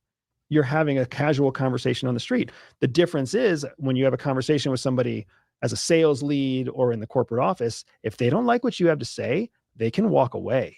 In an interrogation experience, they don't ever get to walk away. Right. So you can ramp up the pressure and see how it changes them. But in a social setting, you can't do that. They can literally just leave. So in human intelligence, what we're always looking for is gathering information to create what we call a baseline. What is normal for that person? Fuck you. Well done. But God damn it. I thought you guys were supposed to remind me to get a new fucking chat. Fuck you. I say eat a dick and continue to enjoy your dick eating experience. Broken clock is right twice a day. I don't know why I'm encouraging it by promoting it. You guys can make fun of other people too, you know. And then you can start messing with different type of stimuli to make them change from their baseline. So let's take the example of picking up women, right? Most guys fear going up to a girl and then using a line, a come on line. We all think that's what we have to do. Why do we think that? Because media, traditional media, social media have made us feel like you got to be the confident guy that goes right up and has a pickup line. Fuck. Yeah. I will not be bullied into giving your TV back. Yeah, a come on line. Also, if you're thinking in these terms, I think you've already lost. My feeling is you're already lost. You just go in.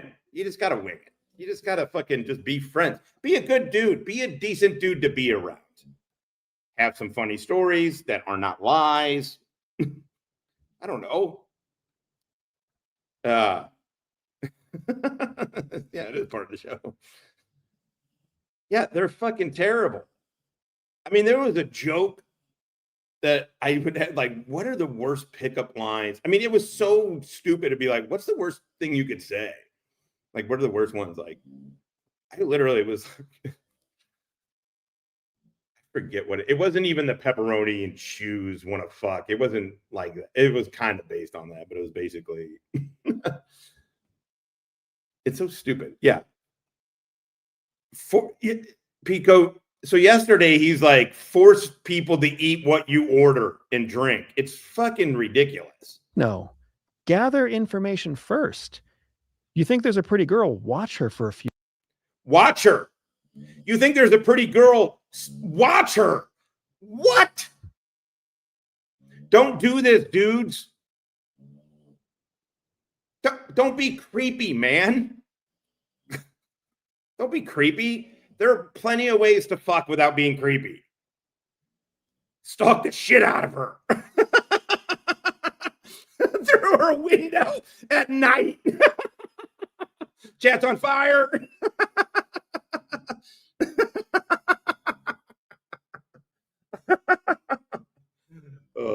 Few minutes.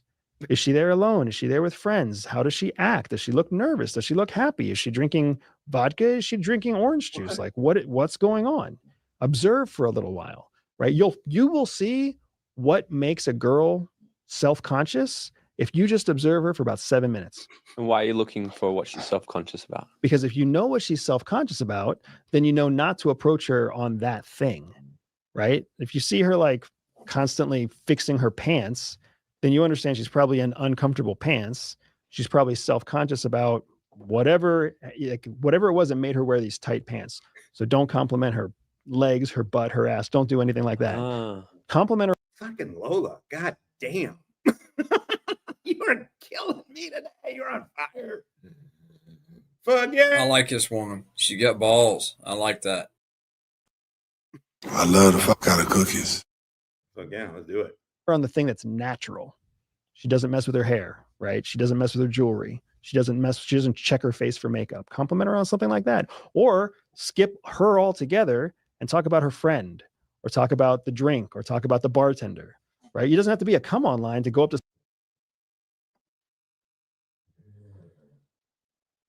This is terrible advice, man.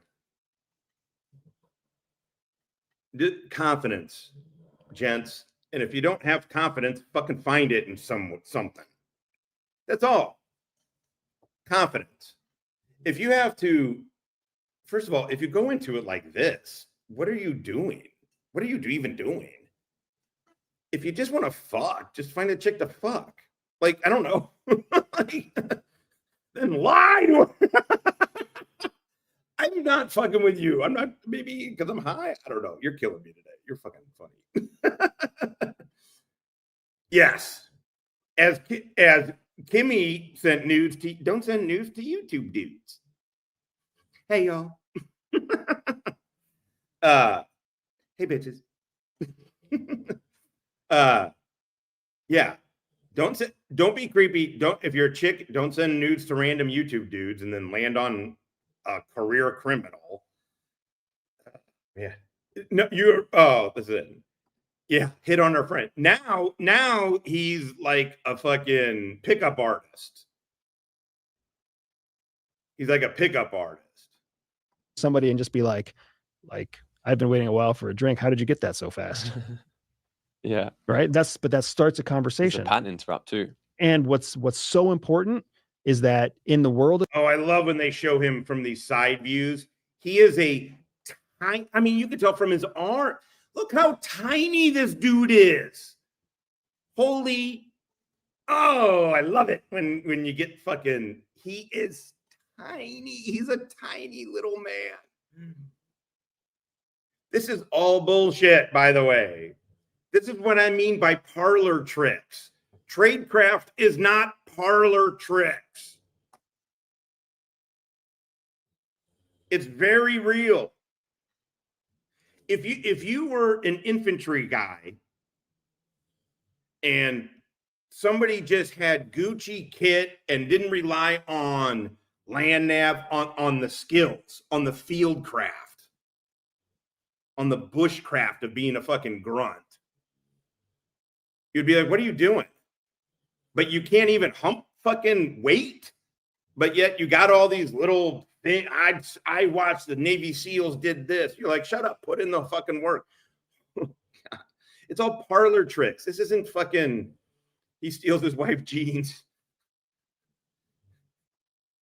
Yeah. What, you don't like 5'2" vegans with hair like a woman? That ain't your thing. of intelligence, in the world of information gathering, it's a constant game of who has more information. So don't throw yourself into a conversation or a negotiation or a sales pitch unless you have superior information going in. Because if you try. Also, the whole goddamn point of having a targeting officer attached to your ops is that you don't have to do all this random shit.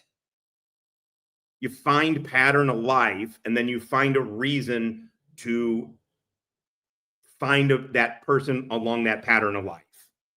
That could be a digital pattern of life. That could be a physical pattern of life. Really, you want as much as you can get because you need to find a way to plug in.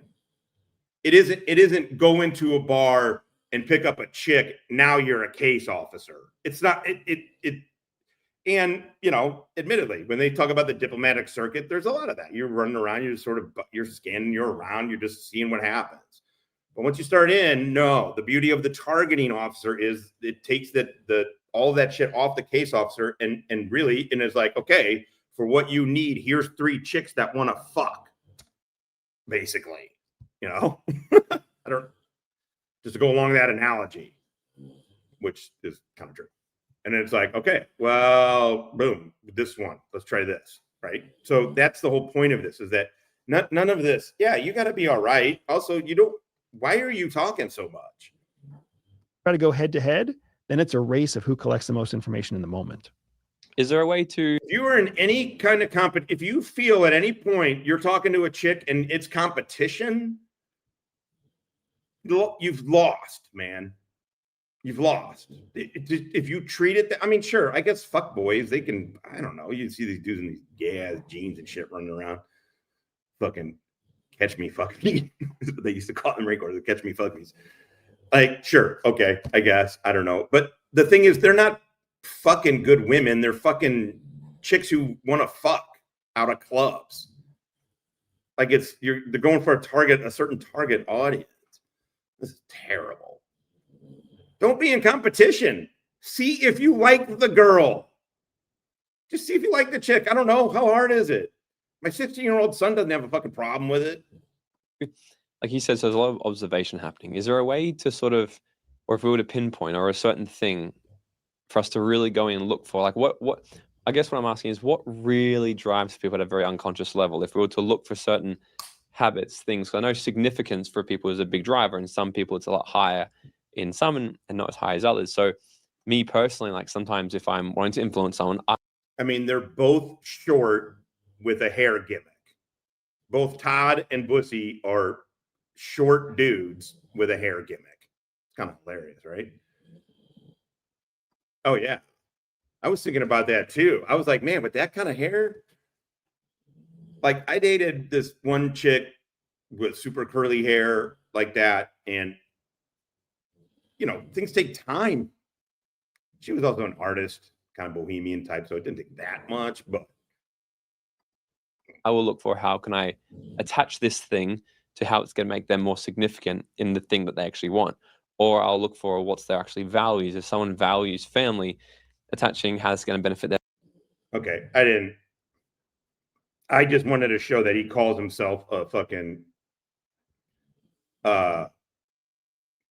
essentially a case to gather more intelligence. The story really. Okay.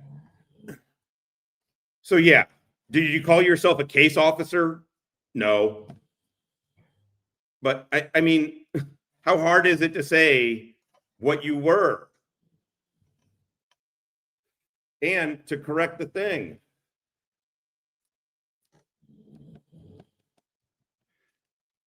I got certified through the Dominate Obvious course to be a military source handler.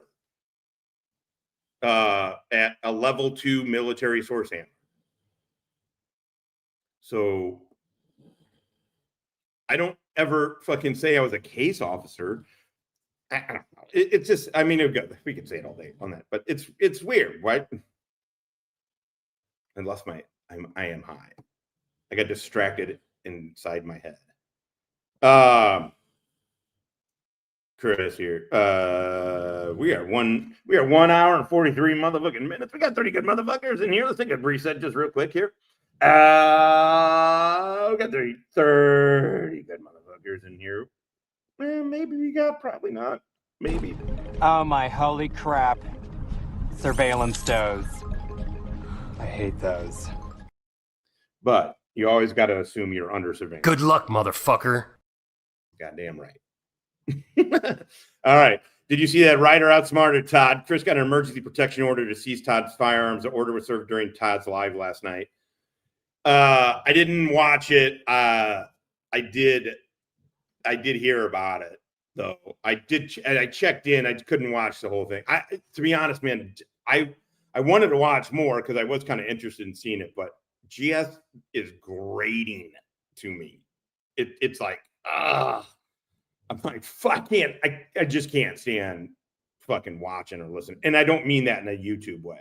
there was a time when I did, really not even that long ago, where I didn't mind watching them. It didn't bother. In fact, it was kind of fun. It was like, oh man, this dude's gonna say some dumb shit.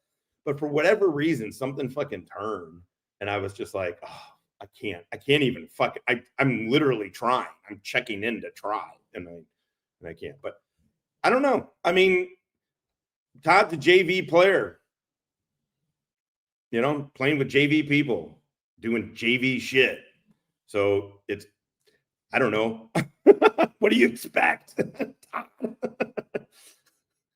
But again, I did actually, Chris, I did mention it a little earlier, but I'll say it again. I mean, there's hours of fucking Todd threatening to talking about lovingly, talking about committing violence on Chris and other people and Direct D and a bunch of other people, right? Probably me at one point, Jeff, constantly.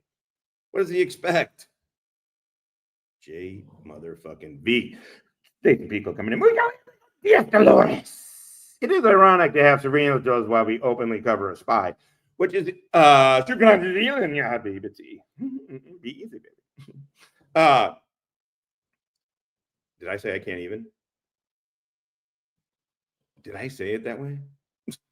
Am I? I did say it that way. I'm telling you, there are times when I'm like, oh, I get why the jokes are there. I'm like, I don't understand what this gay shit. And I'm like, oh my God, I can't give out. Take advice from fucking losers? Fuck that. But he goes, this is what I'm talking about. Why is it that there's nobody in here? I mean, we talk about low-level loser. We talk about Ernie.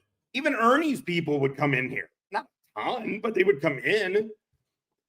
I mean, I leave comments on his thing like, this dude's full of shit. And then I just constantly reiterate that he has claimed that he is a decorated combat veteran from tours to Iraq and Afghanistan.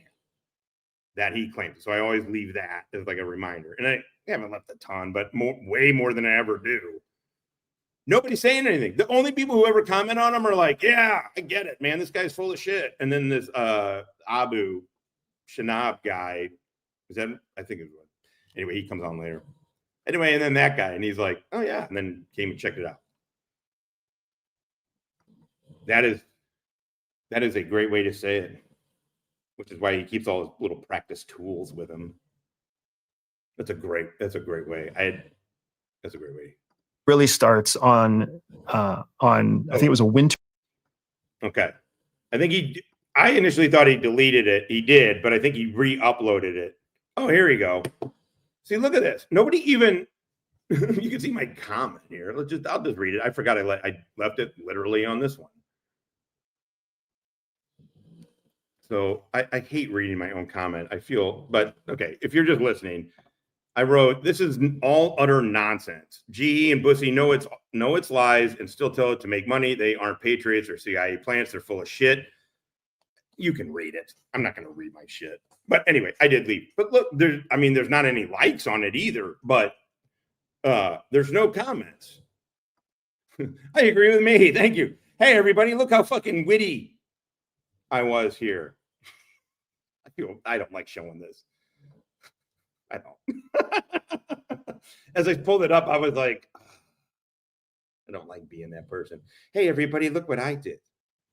Stone Vet's Irish leanings explain his love of Provel. Yeah, Irish to the point of like, I mean, not as like they were just into Irish, being Irish. But they had been in the States for generations. Like took my sisters to the Irish dancing and all that shit. Stone Vet's Irish leanings explain his love of Provel, mixture of cheddar, Swiss, and provolone on pizza. Next, he'll be getting a shillelagh tattoo. I'm never getting a shillelagh tattoo. Shamrocks and shenanigans. Hey, Lake Life, what's going on, man? Yeah, so apparently Chris put in a protective order against Todd, and because of that protective, and with part of that protective order, I guess, was getting his guns. I couldn't watch Todd long enough to get all the details of it. So I do like Flogging Molly. I really like Irish rebel music. I definitely do. But my dad's specifically Sicilian, because my grandfather had passed away when my dad was 12, strangely enough. And so I didn't know my grandfather, but that was the Italian. But my great grandmother came over with him and everything. So we had 2 generations of Sicilian, like from Sicily. Everything was Sicilian. It just overpowered everything. I don't know. Did Todd flip out? That's wild. Ryder and Todd are both clowns. Agreed. That's a slippery slope, though, having someone's firearms taken. I'm not saying it's not gay ops. I do not agree with it. I don't agree with any of it. I don't. But I don't know, Todd, what Todd would expect. Know your enemy. Know his capabilities. And you're running around threatening the fuck out of this guy all the time. I don't know what was all in it. I didn't pay that close. I like I said, I couldn't stand listening to him long enough to find out. But yeah. Todd wouldn't talk about except to say that it was more evidence for him against Chris somehow. I just can't imagine being locked in some kind of mortal feud with another YouTube dude. Day when we were both called in to a counterintelligence office that was a massive. Hey, Woodrow, are you still in here, man? This is a different story. Fuck! I think, or did I just listen to it on my own? It's hard because now I can't remember what we both know. He has told this story that they've gotten pulled in differently. They got pulled in at different times. According to this story, they both got pulled into at the same time. This dude will lie about everything. And by the way, it's not part of your cover. It's not part of your fucking cover. It's a lie. Todd took it pretty well. When he came back to his live, he was basically game on. And of course, he claimed he was swatted. I mean, the fun thing with Todd is he's a clown. You know what I mean? He's a clown. Like Chris Ryder, I feel like is playing a game that I don't agree with, but I just don't. I feel like it's irrelevant. Where Todd just is a clown.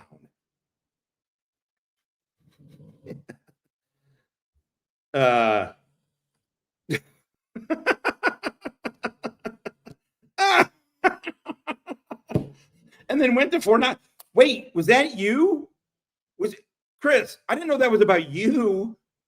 I did watch that. I did watch part of that for sure. That I could watch because he was hilariously spinning out in his truck. Oh my fucking God. I agree. I agree. That's a pretty serious fucking thing. Honestly. Whatever. Holy shit. I mean, you sent the thing where you're like, oh, I'm like, why is Chris even on his? Why is he on his thumbnail and why is he even on his radar? But again, I did watch him. I did watch the from his truck, chewing his gum like a fucking little cheerleader chick, and then threatening a short little garden gnome, threatening the internet. Ta-dum-dum. See, proof I'm not gay. That night, fuck chicks, not dudes. Oak table. It was a senior executive leadership type of room, but there were only 3 people there. It was she, it was me, and it was the leader of what's known as Falcon House, which is. So literally on a different podcast, he said that they got called into offices separately separately and then called each other to talk about it. Because you know what you should do is call each other on the phone to talk about it. After you just get told there's a mole. You know what we should do then is just fucking talk about it. Holy shit, they just told us this compartmentalized shit. You know what we ought to do is get on the phone and chat. This group of specialists inside of CIA focused on one particular adversary, an adversary that we've had to codename Falcon. China. Falcon, my bad. CIA, come arrest me. Did you really? That's fucking great. Yeah, that's the fun thing about Todd. I do enjoy when he's, mouth spittle, threatening to kill people, and then being like, I wish you would. Well,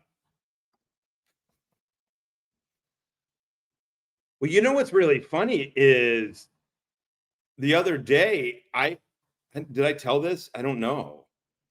I remember my grandmother having a thick accent. Like, I could understand her, but she noticeably talked differently than other people around. And my dad's like, no, she worked actually really hard to get rid of that accent later. She didn't have much of an accent. I'm like, I don't remember it that way. Now, she passed away when I was 9. So I was young, but not that young. It's funny how that memory is, but also my dad's sometimes he's sharp still. I don't know. But there's times when you're like, I don't remember that happening.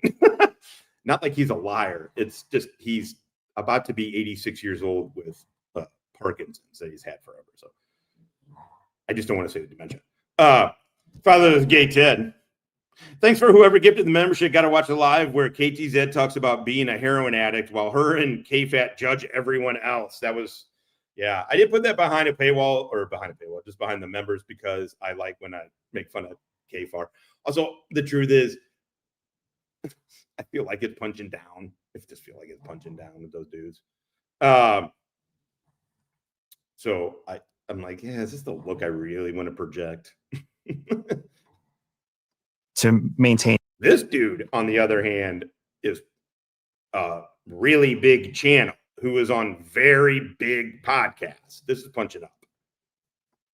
Confidentiality with CIA. And so Falcon is a country, basically. Falcon is a country, correct. And that leader revealed to us that they believed there was a penetration. Tell him Derek Savage say you're a liar. They told you they believe there was a penetration. In Afghanistan, we would try and slip in deep HUMINT penetration in the previous slides. The chief warrant officer that I worked for, basically, he was like, yeah, I got told to not put that shit in there. Like, that's pretty funny. Deep HUMINT penetration. Inside of Falcon House, inside of CIA, and that they needed us to agree to do an operation so that the mole will make a mistake here. Because if the mole... Okay, the reason I'm showing this, listen, I know we've heard this mole story, but it's also different. The reason I'm showing it is because it changes, and he just re-uploaded this.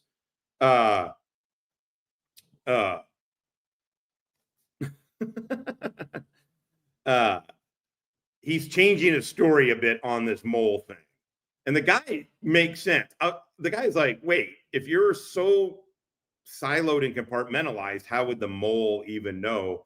By the way, Julian pulled up who the mole was. The mole that he's trying to say was in his fucking thing wasn't even recruited by the Chinese until 2017. Until 2017 is when, according to the Justice Department, is when he first began his contact and subsequent recruitment by the Chinese, by the Chi-Coms. I don't know any more of the story than that. But, like, really, to be honest, other than it happened. And that China is, I've been saying it for fucking ever, is our fucking #1 CI threat, hands down, period, end of story. But anyway, so fucking, he got out, him and Jihi got out of the CIA in 2014. Oh, look at this, Jay Roberts. Army vet, Iraq vet, his goddamn self. St. Louisan. I got my Julia's Deli hat on. What's going on? What is up? What is up? God damn it. Never go with a hippie to a second location. No, that wasn't. I'm trying to give you guys a place to come. Speaking of Todd. JV Todd. All makes a mistake.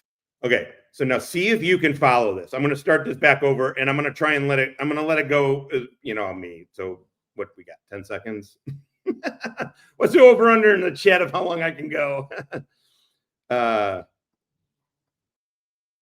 Starting to, isn't it? I don't even believe it was that. I don't. I believe that I believe that he sucked. But I think it kind of does feel like they were feeling him out, though. Because why would they I don't know. But here we'll play. To do in-house and effect maintains confidentiality with CIA. And so Falcon is a country, basically. Falcon is a country, correct.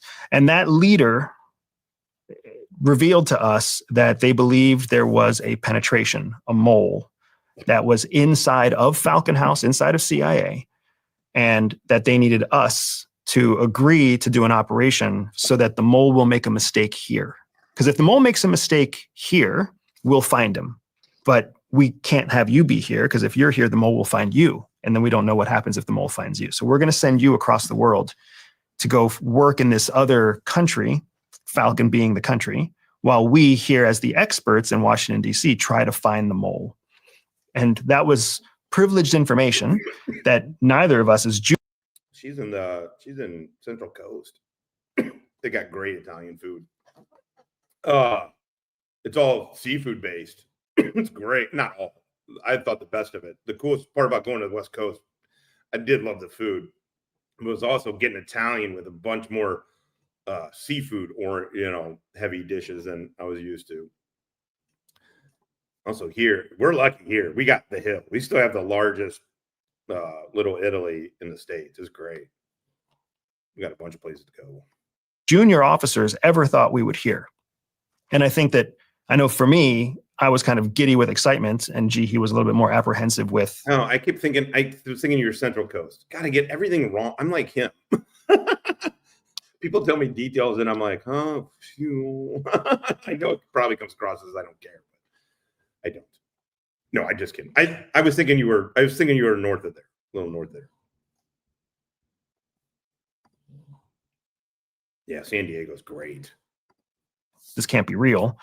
But that was, for me, that's where the story starts, is when these two people, her with her anxiety disorder and me with my kind of lackluster CIA career, when we got. So this must mean that at this point, I think they might have been feeling them out. They clearly have been using the CIA as therapy. So if he is throwing her under the bus about her anxiety disorder, that means the CIA knew about it.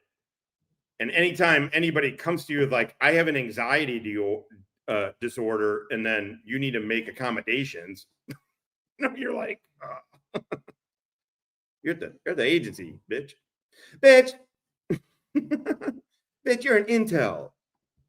I pulled into this office that was clearly outside of our league and invited to do this operation. Without that first meeting, Shadow Cell would have never happened. So from that moment onwards, how long was it? And then here he goes. Unlock CIA sex secrets. This guy's such a piece of shit. I am curious to see what comes back from NPRC, because it's starting to feel like if DOD manpower database didn't show specifically he was an Air Force cadet with 4 years of Air Force active duty, I would have a hard time believing any of this, truthfully. But calling himself a Sioux, first of all, it does make sense. But it's also not something most people who were lying. They call themselves case officers or, whatever. They're HUMINT guys. They don't call themselves a Sioux. I was a staff officer. I was a desk guy in DC. They don't normally pick that kind of job to lie about. So I was like, okay, he's CIA. He's lying. Before you flew to the foreign country in question, and what was your objective when you got to that foreign country? So I guess it's like a sub-objective to find the mole. And there was another main objective, which was going to help find the mole. You got it. I mean, you're using great terminology. There were primary objectives and secondary objectives. And the primary objective was to build a new set of. And again, he's a charlatan and he does parlor tricks. So what he's trying to do, and when he places these arrows and stuff, is always when he's kind of trying to distract you a bit from what he's saying, because he doesn't want you to bear in on the details. Oh, he's so kind of, he is that guy. He's just that guy just at the agency instead of Op 4. You know what I mean? But he's Todd. He's just fucking Todd. To include his turn into the alpha male thing. Reporting assets, a new source of intelligence, several new sources of intelligence in Falcon, the actual country. And to help you. Which we now know is China, which is also ridiculous. Which, by the way, do you remember what he told Sean Ryan, which I won't play right now, but you can go find it. It is because I don't have it. I gotta just have that shit queued up because it says so much on that Sean Ryan shit in such a short little time that contradicts everything. He claimed on Sean Ryan that him and his wife and others like them, he said, high achievers who were in, according to him, non-relevant, non-strategically or strategically irrelevant assignments, and to put the best of the best onto hard targets. That was on Sean Ryan. He said that on video that I've played numerous fucking times, that he has no control over deleting. And it is there. Now he's saying he's a shitty case officer and his wife has anxiety, is riddled with anxiety. Okay, so what's real? Did you get called in separately or did you get called in together? Because it always fucking changes, Andy. And Jihi, you're in a way worse than Kimmy. In a way, you're worse than Kimmy on this. But this is Kimmy. This is CIA, Kimmy, and Kaiser. Pico, he's the guy who wows either people who don't know the reality of what he's yammering on about or people who just want to be pumped up with this subtle men going their own way advice. Yeah, absolutely. Yeah. Because these dipshits think it's all like, they have this image and it's like, man, just, you can go be that. Just go, I mean, not that, but I mean, stop trying to find hacks and cheat codes. Put in the fucking work. Don't get told to go read the first chapter of Moby Dick by your dad and then lie about it, not do it, lie about it, and then have your takeaway being, all right, he eventually found out, so I got to get better at my lies. Tom Donovan coming in, muy caliente. Con diez Dolores. NATO drug. Mighty Kind THC Botanical Seltzer shipped directly to your doorstep. Hell yeah.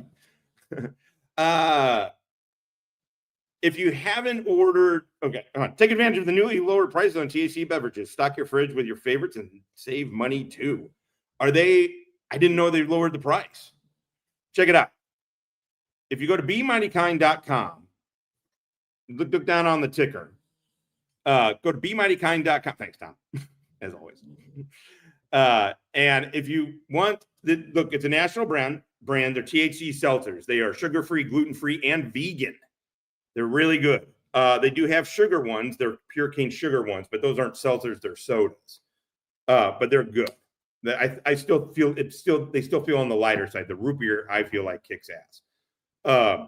If you go to the store, and if you want to go to a store and be like, I don't trust this stoner. Like, cool, man. It's not my company. So, but easy day though. But you still want to try the drinks. all you got to do is go find a store locator up in the top left of BeMightyKind.com. Type in your zip code. They're in 800 stores across the country. If you go buy them at the store, though, they're going to be marked up. If you go to BeMightyKind.com and use the promo code StonedVet, you get 20% off your order and free motherfucking shipping. And all that gets the drinks down to about $4 a pop for a THC drink. It's fucking good. Yeah, it's fair not to trust Josh, but the rest of them like it. Yeah, fast shipping. Everybody loves the fast shipping. Yeah. There's a bunch of people in here. If you're new or if you've been on the fence about it, there's a bunch of people. Heidi Telemonte Chris made a video on it and he did a review on it. Heidi Telemonte gave a great glowing review that I passed along to the company as well too. Yeah, they're great. It's great. Go check them out. Shukran jazilan, Sam Donovan. However, so we're Tommy, you ain't getting your TV back, and fuck you. Thank you, Tom Donovan. You frame what Falcon is. There's only a handful of countries that are true stark adversaries to the United States. Great. So if you get on the list, I you know what? I get emails from them too, and I don't tend to look at them. You're not gonna believe I don't look at my emails. That's great. Hell yeah. Well, here's the thing. They're gonna have the truth is they're gonna have competition. They're gonna have competition, and the competition is real right now, so they can even lower the price. You're getting a THC drink with a lowered price, already at $4 a drink. Yeah. The fuck is email?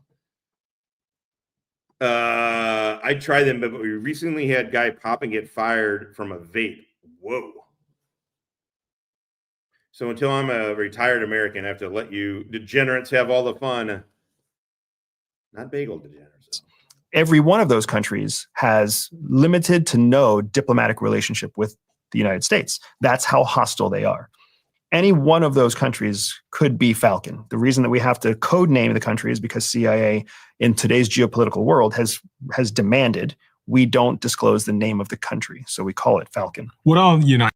But everybody found out very quickly that it was China. United States adversaries where we don't have any relationship with them. There's also like North Korea, there's Russia, there's Iran we know of. Are there any others? Cuba. Mm-hmm. Yeah, there's a mix there of countries that we do have a relationship with, but it's not a warm relationship, versus countries we have no relationship with. So we have no relationship with North Korea. Mm-hmm. We have a cold relationship with Russia, mm-hmm. right? We have a cold relationship with China. We have no relationship with Iran. Mm-hmm. So they're all considered hard targets, but of various levels. Okay. So this... Okay. That's not what hard targets are. I know I keep saying it, but I just want to reiterate. That's not what the hard target shit means. Diplomatic status does not dictate. Yeah, he does. You know why? Because he has really bad acne scarring that he uses makeup and filters and lighting to cover up. He uses his beard. He's got a real bad on his cheeks and then up on that like temple, on the temple area. He's got, again, I would not bring this up except for the fact that like what you're bringing up, and also fuck him. But it's not about his looks. He's just insecure. And like a good collector, I'm fucking sensing needs, wants, and desires. Shit you're insecure about. No. But I did notice it. The primary objective is to build a new team in this country. But the sub-objective is, in building the team, you're going to find out, hopefully, who the mole is, because the mole is going to make a mistake. The mole is going to try to find us, because the mole... Okay. Why would the mole try to find you?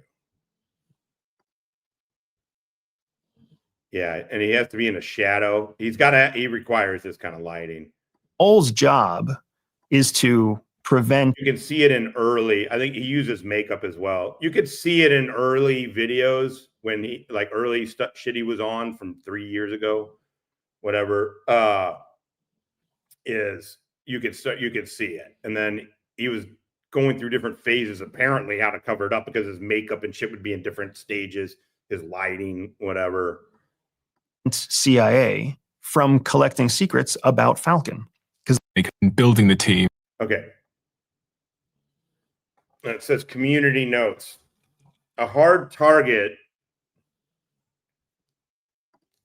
is a nation, group, or technical system often hostile to the U.S. and its allies, or heavily protected with a counter intel capability that presents a potential threat to the U.S. or its interests and provides significant difficulty for agent infiltration or penetration. He didn't say any of that, and that's how I know it. That's how I know it, is how they defined it there. That's how I knew hard. I didn't see that they defined it. But that's not what that doofus fucking said. Okay.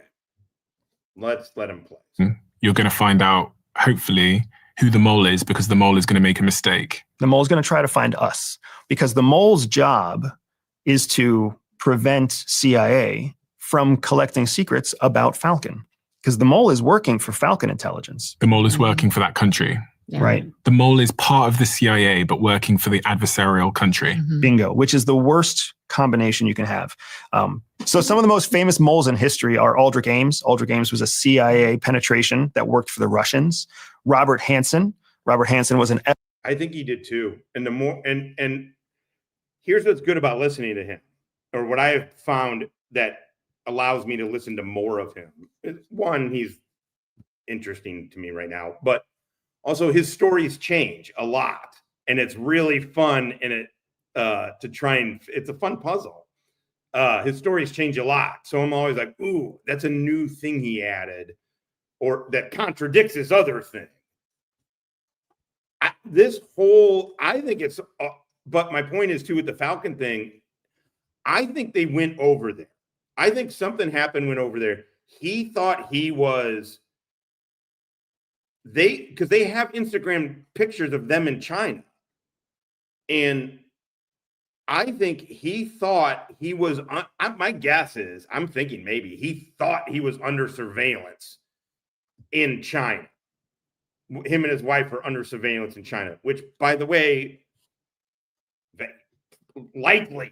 likely under some kind of surveillance.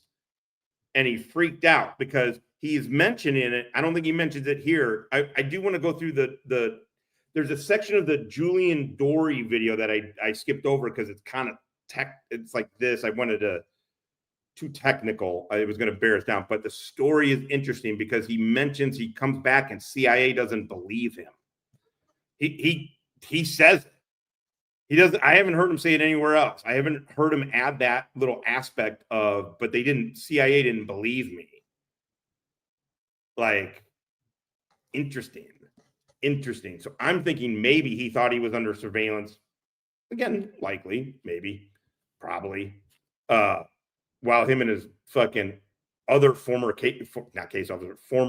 CIA officer wife is in China, and they're being surveilled of some sort, and he freaked out.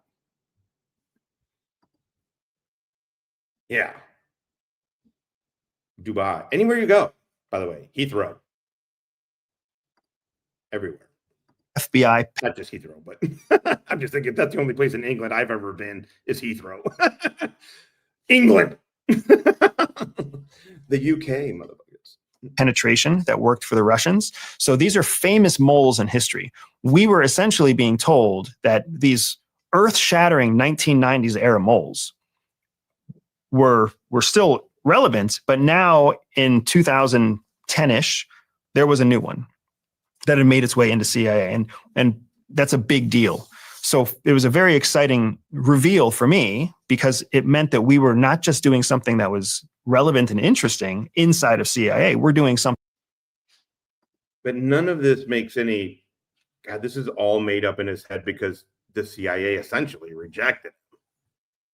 He failed FTC, and then culturally, he didn't get kicked out, but culturally he got rejected. Obviously, he's a pariah. thing that is quite possibly the most important work that can be done inside CIA at this moment in time. How did the CIA know there was a mole? There's a lot of complexity there that is part of why they didn't want us to write. I've told the story a bunch, so I'm not going to tell it, but I even got pulled into secondary on that same fucking deployment. This is the problem when you travel by yourself. And you look like a jihadi, basically, I guess. And you're going from America to the Middle East.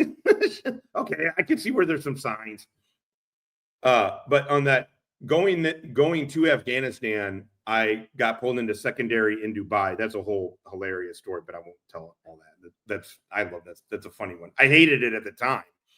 It was a long, 3+ hours. It sucked. Funny story though.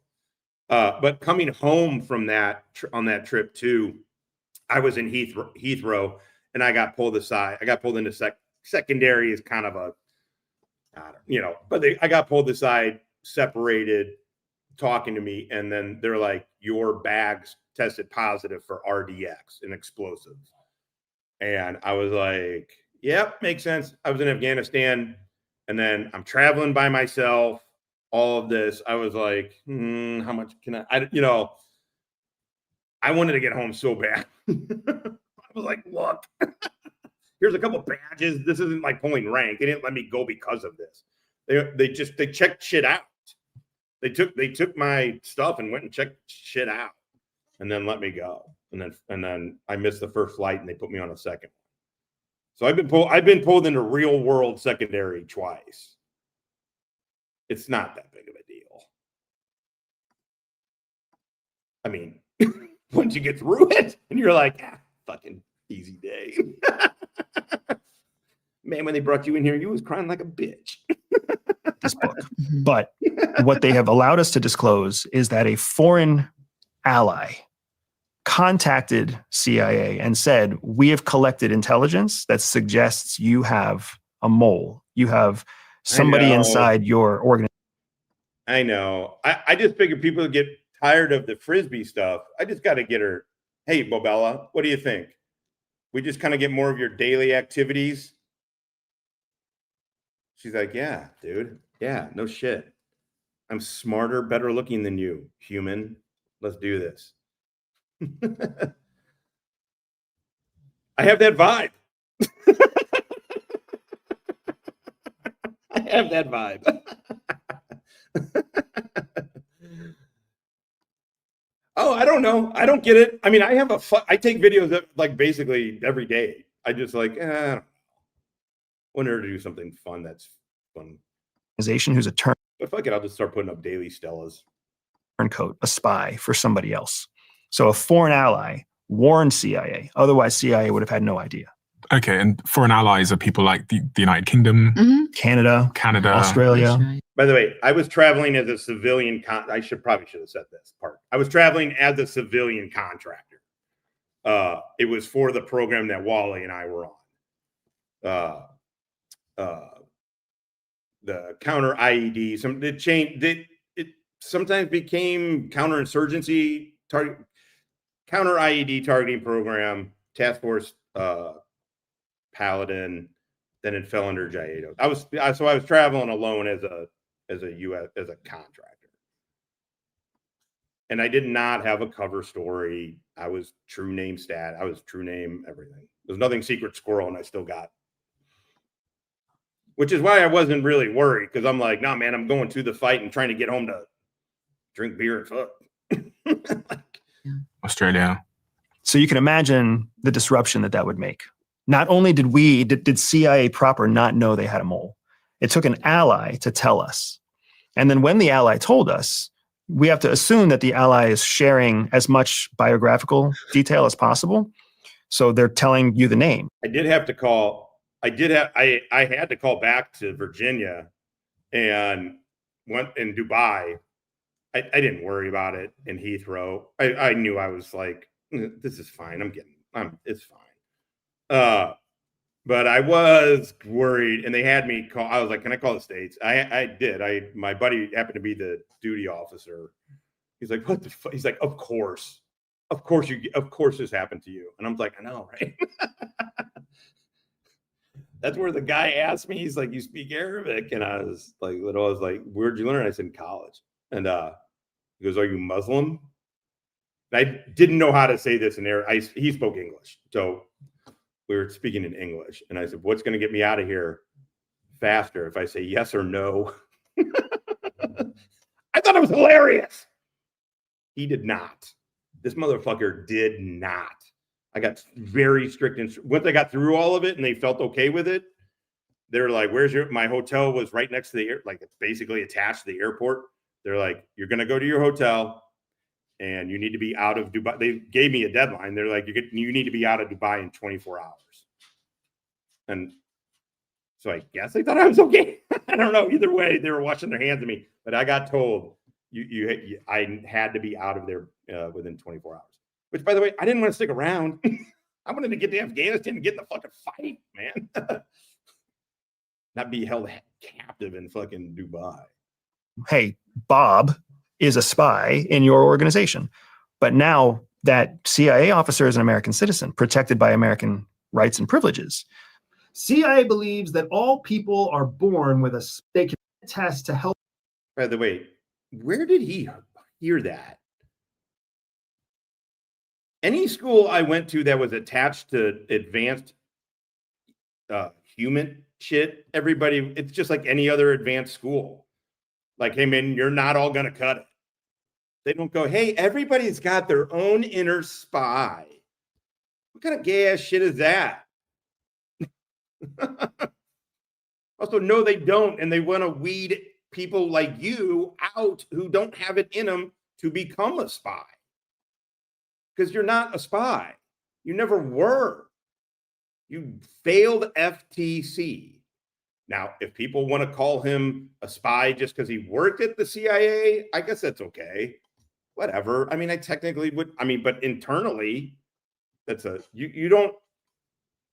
Also, that term is never used. You're a fucking. It's never ever used. So the truth is, when you call yourself a spy, you sound kind of gay. Reveal to you exactly what your secret hidden superpower is. All you have. It's like if you called yourself an operator, kind of gay. Have to do is a foreigner is a word of some foreign ally. It obviously has no indoor spy superpower to stay ahead of 99% of people. And CIA obviously has no information to show that that person's a spy except for the word of some foreign ally, which is still in the eyes of the US government, a foreigner is a foreigner, ally or not. So even if it is the UK or Canadians telling us so-and-so is a spy, until we have our own body of evidence, we can't prosecute. That person can't be fired. That person can't be discharged. That person can't. I mean, I was working Africa branch. I was up there for Africa. I was not part of AOG, but I worked in the G2X, the INSCOM. The office was the G2X office of was it support operations and support, office of operations and support branch. And then I was Africa. And the truth is it was me and a dude who sat in another office, kind of like not in my skiff, but we were like the only couple of people doing targeting for Africa. So anyway. But half our office, which was doing a different thing, they were doing a different thing than us, totally different thing. I was in what they call NGIC NCR, National Ground Intelligence Center, NGIC Army Intel, NCR, National Capital Region, NCR. And so not everybody in our little thing there did the same. In fact, everybody did different shit. And half of it, to include the leadership of that office, was all in NSA.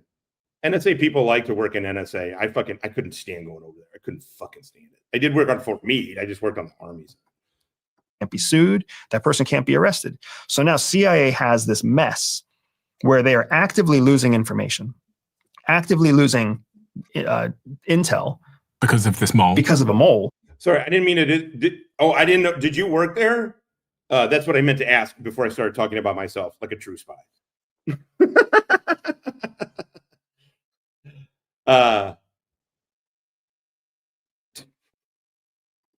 Three? No, it was in the 2X. Because it was HUMINT operations. You worked in the yeah. We were housed in the 2X, not the 3X. 3X is a specific thing. I have worked in a 3X shop. I have. In fact, in Afghanistan, I worked in a 3X shop. But it's a little different. Not totally, but it just a 3X just has more comes with more authorities, basically. I mean, that's not it. I mean, somebody who's a 3X is probably SF guys, ASOT dudes, or like ASO dudes are like, sure, you know. My experience is it's the same. It's roughly the same stuff, but you just have more authorities. I'm not going to talk about what they are or what they do, but you start getting into different, like, cool authorities. Like it's an interesting world, man. They can't take any action because they have to now build a legal case against the mole to prove that person's actually breaking the law. So the ally that calls the CIA and says you've got a mole in your ranks. So, oh my God, this whole time I didn't know. So I should be calling on you to, like, dude, the wall walkers. So I take it you were a SIG honor then. If I didn't, what is it with you guys? How do you know who the extrovert at the NSA is? He looks down at your shoes. But oh, that's great. I didn't know. So you had to work at the mothership, huh? Not me. I mean, like I said, we were ops one. That's where our thing was. Having to park there. Oh, that's awesome. Oh, I didn't know this whole time. I didn't know. Good shit, man. Good shit. So see, all of this, anything I've ever said about the NSA, we have a dude in the chat who worked there. If I was lying about, also, I don't have like a NSA stories other than it's a bunch of super smart nerds who do good shit. They're just, you know, they're SIG-ers. They're just, you know, they're a type. I got to say, it does make sense. It does make sense. But if I was lying, Chris would have been like, no, that's not how, you know. But I'm sure he's got way more experience at it than I did. That's funny. Yeah, Andy said, oh, the 3 shop. I'm sorry. Oof. Did I talk out of school too much? Probably. Hope I didn't talk out of school, right? I thought that you meant the 3X because that's a thing. I thought you were like wink, wink. Anyway, never mind. I'll shut up.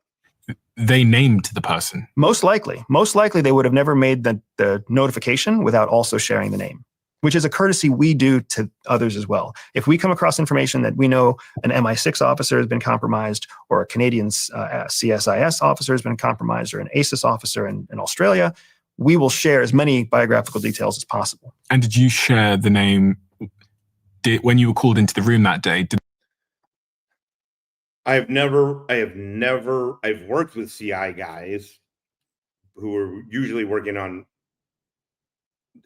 HUMINT type of stuff, but like, I've never been part of a counter intel, like on any kind of national level, but I can't imagine it works this way. The counter intel shit is compartmentalized, like very. They share the name with you? No. It's hard for people to wrap their minds around the culture at CIA. And I get it, because how do you wrap your mind around an organization you don't know? And the only insight is from movies. So culturally, CIA is a group of people who value secrets. And I should say, if you want to see what I took footage and shit from my second Iraq, the one I was on with Hippie, Iraq tour, and then as a civilian, as a contractor to Afghanistan. And I put it in, it's in the Memento Mori 1, if you haven't seen it. I put it on the front splash page, ladies and gentlemen. But yeah, those are pictures of me and pictures I got. Not quite all of them, 95%. That need to know is very important inside those walls. It's just something we toss around like movie jargon outside. But inside CIA, need to know is very, very real. And you are only briefed to the minimum that you need to know. So inside of this tiny group of spy hunters, which is known as the Counter Espionage Group, CEG. Remember, he also is oh, that's hilarious. I was there 2014 to 2018. To end of 2014, earlier 2018. Inside this very small group, they have the need to know basically everything. And then as you go out in rings from that group, they reduce the information they share. So Chris worked in a look, when you're around a bunch of HUMINT people doing HUMINT shit and you're in this, people just, we're more social. We will say some shit. The shit Chris did, those guys are so you also understand this stuff. Like, you got to see, like, it's got to be driving you nuts. I mean, I know you didn't do, I don't know, but I'm assuming if you're at NSA, you didn't do HUMINT shit. But like, how shit's compartmentalized and why it's compartmentalized, it doesn't fucking work the way he's talking about. Again, he gets everything wrong all the time. Might know the name, but then when they share it to the next ring, they just say, hey, there's an officer who's in this office. And then it goes to the next ring, there's an officer.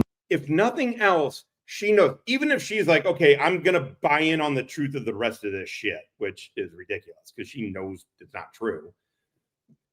How does she reconcile the fact that she just lets him tell the story of that they were contacted differently, separately, and pulled together with those two went at the same time? Because in the one where they were pulled together, it was like his division chief he was talking. He's like the division chief or whoever called me in. And then, which is not an SES position. Well, I don't know at CIA. It's not in DOD anywhere. It's not an SES position. Maybe a 14. Probably a 14. Most likely a 14, actually. Maybe a 15, I meant. But most likely a 14. Anyway, whatever. So he gets fucking pulled in. They get pulled in together. Or, as he said on Sean Ryan, that those two and a bunch like them, i.e. high performers, all came in. She knows he's told different stories about that. She's obviously read Moby Dick. Well done. That's the best. That's the way. That is the way. This division, and it goes to the next ring. So the people talking to us as senior leaders, the people talking to us knew the minimum we needed to know was that we were going to build new operations, but we were also going to be most likely targeted by a known threat inside CIA. That was. Dude, I am actually, I don't know, Spirit Hunter? Hey, right's on. Almost die, Kujin. Almost die. What is going on, man? What the fuck was I gonna say? God damn it. This is why it mattered. Oh, Spirit Hunter. Spirit Hunter is like, man, it kind of sounded like they thought he was the mole. I am kind of thinking that too. I am kind of fucking thinking that too. I mean, like, they're like, hey, man, you're going to go do this thing on your own. I mean, either that or they were trying to get you away from, like, real operations, which is because what they do is what they do to fucking go-getters and high achievers is they sideline them. They sideline them. That's what, I don't know if you knew that in the intel community. That's what they do. To us. Interestingly, that decision is why we had a First Amendment case with this book at all.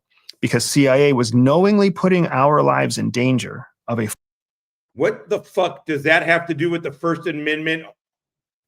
I love how this motherfucker just gives gems. You got this book published because it's a book of fiction. Because it's bullshit. Maybe you put in the SD. It sounds like you put in too much SDR information. But you needed that to make it sound legit.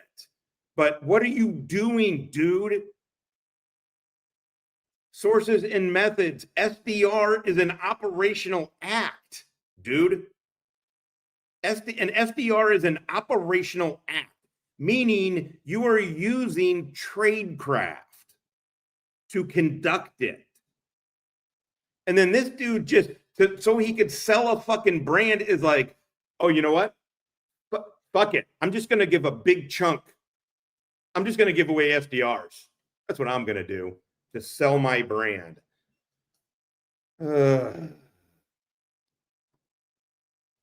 This is all fucking weird. So he's saying because they used him as bait, which, by the way, he, according to what we're watching right now, he is volunteering and agreeing for. He's agreeing to do this.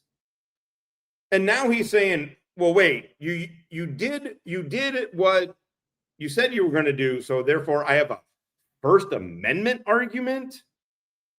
This is getting nuts. Jihi is 100% culpable and in on this.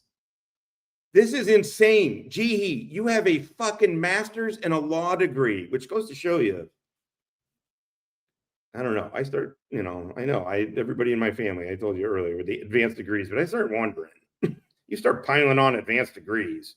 Like, God bless my sisters and everything, and I do love them, and they are highly capable, but I don't know. Anna, if you're watching, I love you. For an adversary. I'm not saying. I'm not saying anything I wouldn't say to you, but she's not watching. By intentionally creating operations that would tempt that mole to disclose our identities. That was one of the things I was thinking when I was reading the book is, I'm sorry, I cut it in half here because this is an amazing statement of a foreign adversary by intentionally creating operations that would tempt that mole to disclose our identities. That was one of the things I was thinking when I was reading the book is, you knew that you were being sent to an adversarial country, and you also had the knowledge that working amongst you was a mole who was revealing secrets about the CIA and potentially yourselves to that foreign country. Correct. So I don't know. Hold on. That didn't make much sense to me, but whatever. No, she's awesome. She's actually helping me with something. So she's great. There's a picture of me, her, and my dad when she was in town last. It's up on my community page.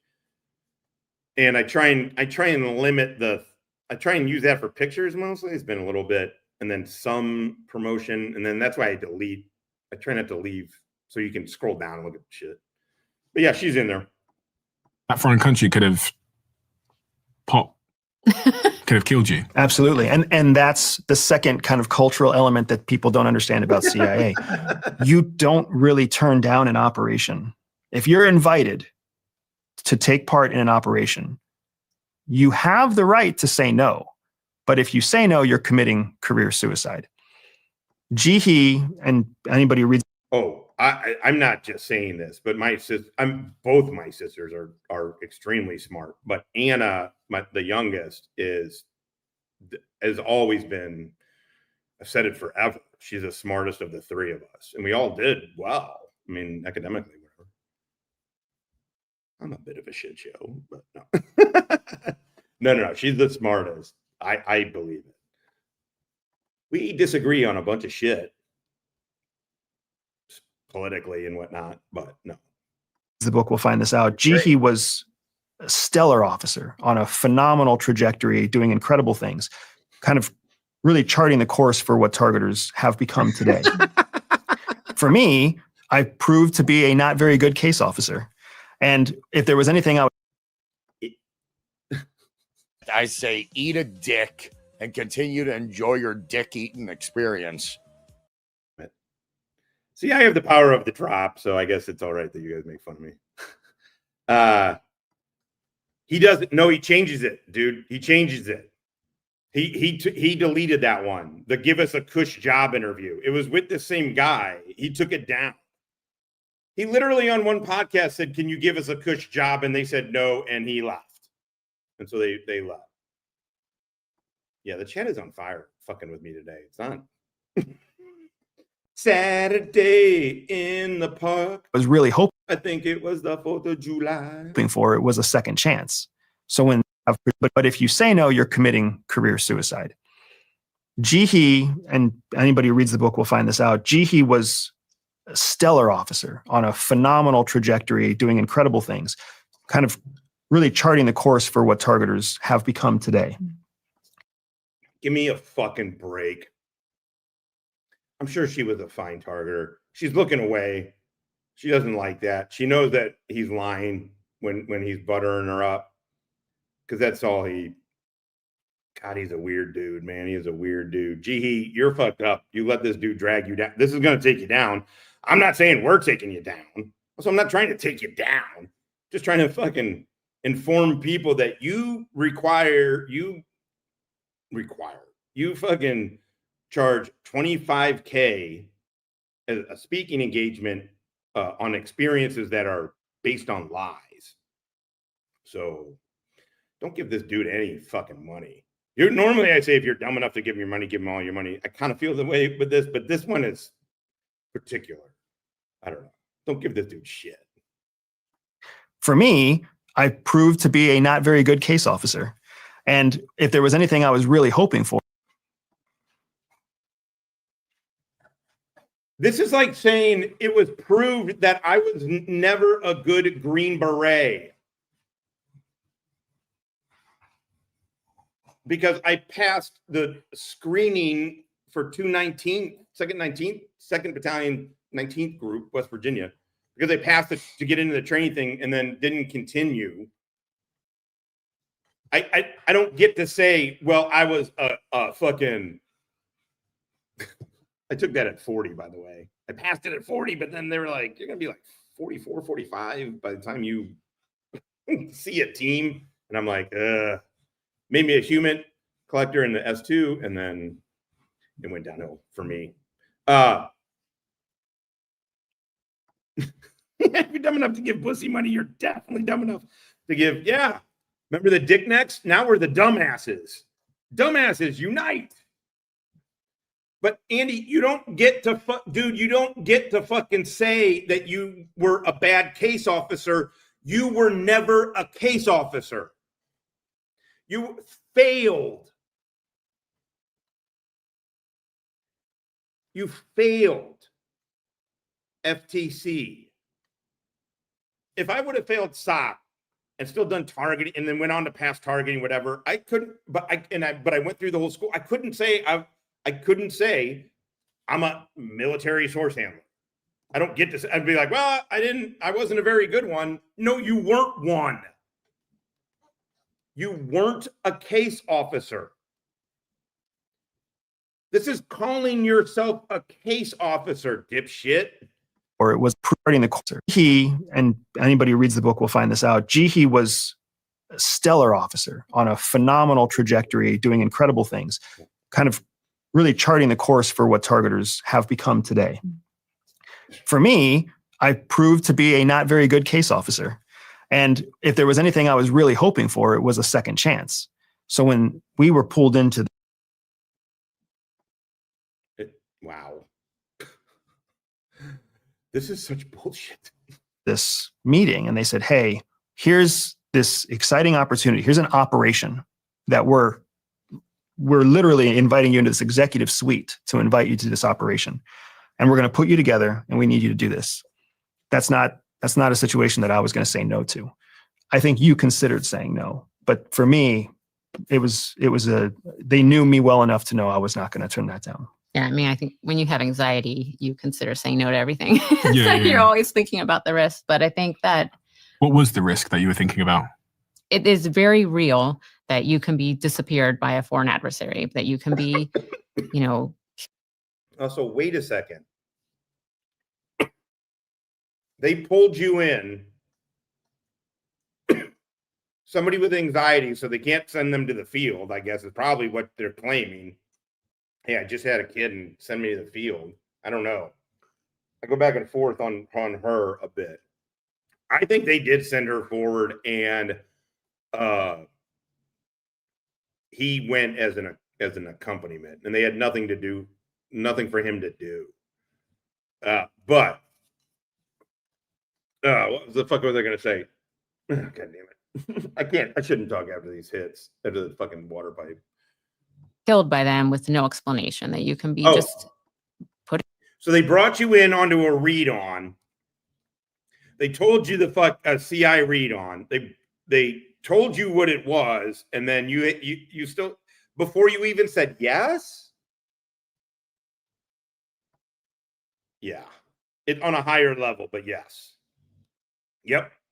This is exactly it. It's very blue bake because this dude was in the CIA. I believe he was in the CIA, and the CIA did not go in and fuck with the manpower database to create the fiction that he went to, which all makes it weird because the DoD database clearly says him with his full name, with his real birth date, that we've been able to corroborate through different sources, through different, other information, his real birth date. And he's in there, and it says he was a cadet for 4 years and then active duty for 4 years. It's crazy. But he's also lying on a larger scale, just on a larger scale than Bacon.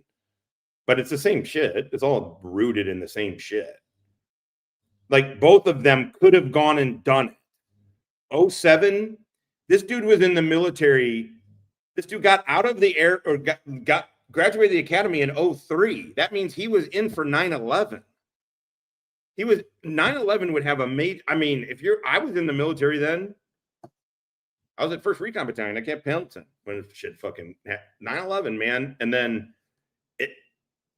he still went the nuke thing. He failed flight school, whatever. Maybe that's why he made up, but he never really did anything. That's the whole thing. And then he's making up this whole story where he very easily, particularly because of the era, could have done a lot. Believe me, it wasn't just DOD. The spigot was open of money, was open for everybody, which is why everybody kept it going for so fucking long, because it was a cash cow. But the spigot was motherfucking open for everybody. If you wanted to get into some shit, you could get into it, and it would probably get funded. Crazy. But instead, it's just like his Moby Dick shit. I'm not going to read the book. Boquist put it best. He said, this guy would rather climb a tree to tell a lie than sit on the ground and tell the truth. So this guy claimed, this is insane, but I do believe he was the Air Force thing in CIA. He didn't do shit. In jail, and then you never get out because the government's not necessarily going to come to your aid. And if they do, it might be 20 years before you're out of their prison. Every sworn officer has plausible deniability, meaning the president can plausibly deny that you don't belong to whatever organization you are claiming to belong to. So a CIA officer arrested in a Russian prison can avoid all questioning and say, hold on, guys, I'm actually CIA. You caught me. Good job. Now please send me home. Don't have a diplomatic incident. The president has the right to say that person is not CIA. Yeah. That person has never worked for me. I don't know who that person is. That their American passport might be verified, but they are legally in your possession of legal requirements. So because that's how it works. I worked in an embassy. When Americans got arrested in Venezuela, they're always like, tell the embassy. The embassy didn't always do. 99% of the time didn't do shit. They said, well, good luck for you. Sucks you were a dipshit running drugs. But there you go. But the embassy, and then they would have people go to prisons to see if they were Americans. But that's all a diplomatic thing. That's not CIA. And it doesn't work this way. New spy, who dis? Well done. Cat has been great today, man. This guy's been the best. I honestly, God, I said it. I know I said it yesterday, but I think it's a mixture of like nobody defends him. He's a big channel. Like I said, with Kfar and Todd, I always feel like I'm punching down. I just feel like I'm punching down. And then, so I don't have that. And then this guy is punching up. It's great. He's not really defending. Also, he freaks out. He's probably going to make some kind of response video to this, strangely enough. And then we get to watch it. It's great. It's fun. Oh, can you hear it? Yeah, she is not happy that I'm still talking. We're at 3 hours. We're at her. I know, Stella. That's funny. You can hear her. Yeah. I get so used to it now. Anyway, let's finish this up. We don't really know who they are. So just to clarify then, you were being told you were going to be flown, both of you, to a foreign country, an adversarial foreign country, and you were told that there was a mole amongst your ranks that was feeding information to the foreign country that you were being flown to. So they actually... Right. None of this story makes any sense. So the geography of what they are saying right now is they got pulled into CIA at Langley. They got pulled into a meeting. Probably reality is, hey, you guys are being looked at for a counterintelligence threat. But according to them, it's no, to go do this cool thing, to catch a spy, but they want to catch him at Langley. But what they are going to do is send them forward, is deploy them forward to an embassy, because that's where they went. None of this business. He didn't have a fucking business cover or any shit like that. They were fucking declared fucking CIA. I guarantee it. I guarantee they were declared CIA, or at least intel officers. And so, because they went to a friendly country too, according to them. And then from that country that was not China, that wasn't the target country, they are going to do ops that they don't have approval for from Belarus. Let's just hypothetically here, because they mention it, Belarus to China. Well, Belarus's fucking mandate isn't to collect on China. They probably have like economic shit, and if you can get defense, what, like the normal shit, but it's not like sexy like China or counterterrorism, right? In his mind. And so, even though the money thing I think is always fun, but what? So in his mind, so they're going to send him forward to this. They have to get approval through that other thing, and they're bait for the mole. So if the mole makes a mistake that can catch him at Langley instead of catching him, I don't know. And then, God damn it, this is why I didn't get read-ons. And by the way, I never understood analysts that like collected fucking read-on shit for like they were fucking enemies' ears around their neck. I wanted to be read on to only as much as I needed to do the job. I didn't want to know anything more, because once you're read onto that information, you're responsible for it. Even if there is one read on everybody, it's the famous one, you get read onto it and you're like, well, that's in the fucking newspaper, whatever. That's in the fucking, it's all over the place. But now you're fucking responsible for it. And you're like, fuck, man. Knowing that did not help my job. Ultimately, knowing that did not help and I was like, fuck a read on. Fuck a read on. Stationed us in a neighboring country that was friendly, but we knew that Andy and anybody we worked with would have to go into Falcon. So they flew us to a country. Falcon being... Oh, whoa. I'm so sorry to stop this. I know I say it all the time, but did he make an unauthorized? He made an unauthorized. That's why they were looking at him for fucking. That's why when he said, somebody at the CIA said, don't trust them. Give me their resume. Do not trust them. I'm wondering if he was so pissed off. He was such a go-getter because he hinted to the Julian guy that I was too much of a go-getter. He made an unauthorized trip into China. Yeah, he made an unauthorized Falcon. Whatever. He made an unauthorized trip into Falcon. I think he made an unauthorized trip to Falcon. And then they were like, what the fuck, dude? What literally what the fuck? You went into a designated fucking country without authority or an actual fucking cover. God damn it, I bet you that I feel it feels like an unauthorized, because he kept saying nobody knows what I did. Well, first of all, if you're involved in an operation, people know. I don't mean everybody. I just, you know what I mean? But there's people. And by the way, you want top cover. Limited, but you want top cover. Oh, this is, I'm not going to talk myself into it, but I feel like this is great. If you also look at the side, another sideways shot of him.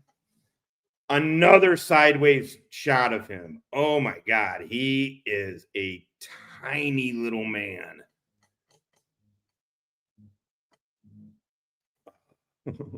Is that the puzzle? Is that the puzzle? The adversarial country. The adversarial country. So we actually lived in a third country called Wolf, but we were operating in both Wolf and in Falcon. So the danger was still there. And then that's when Jihi's targeter mind set in. And that's when she started thinking through, well, how could our operation be reverse engineered by Falcon and actually find us? And if we can think like the enemy, we can stay one step ahead of the enemy. So the whole idea of going to Wolf. Oh my God. In 2010, by the way, they got married in 2010. I think that one that said that 2023 was wrong. I think it was just wrong. 2010. Because this is my feeling. My feeling is he was a shitty fucking, he was a failed case officer. Nobody likes him. He's a known liar. He was probably already trying to shop a fucking story around. They were like, we're going to send her to Belarus or Wolf or whatever. Belarus is because he said it, right?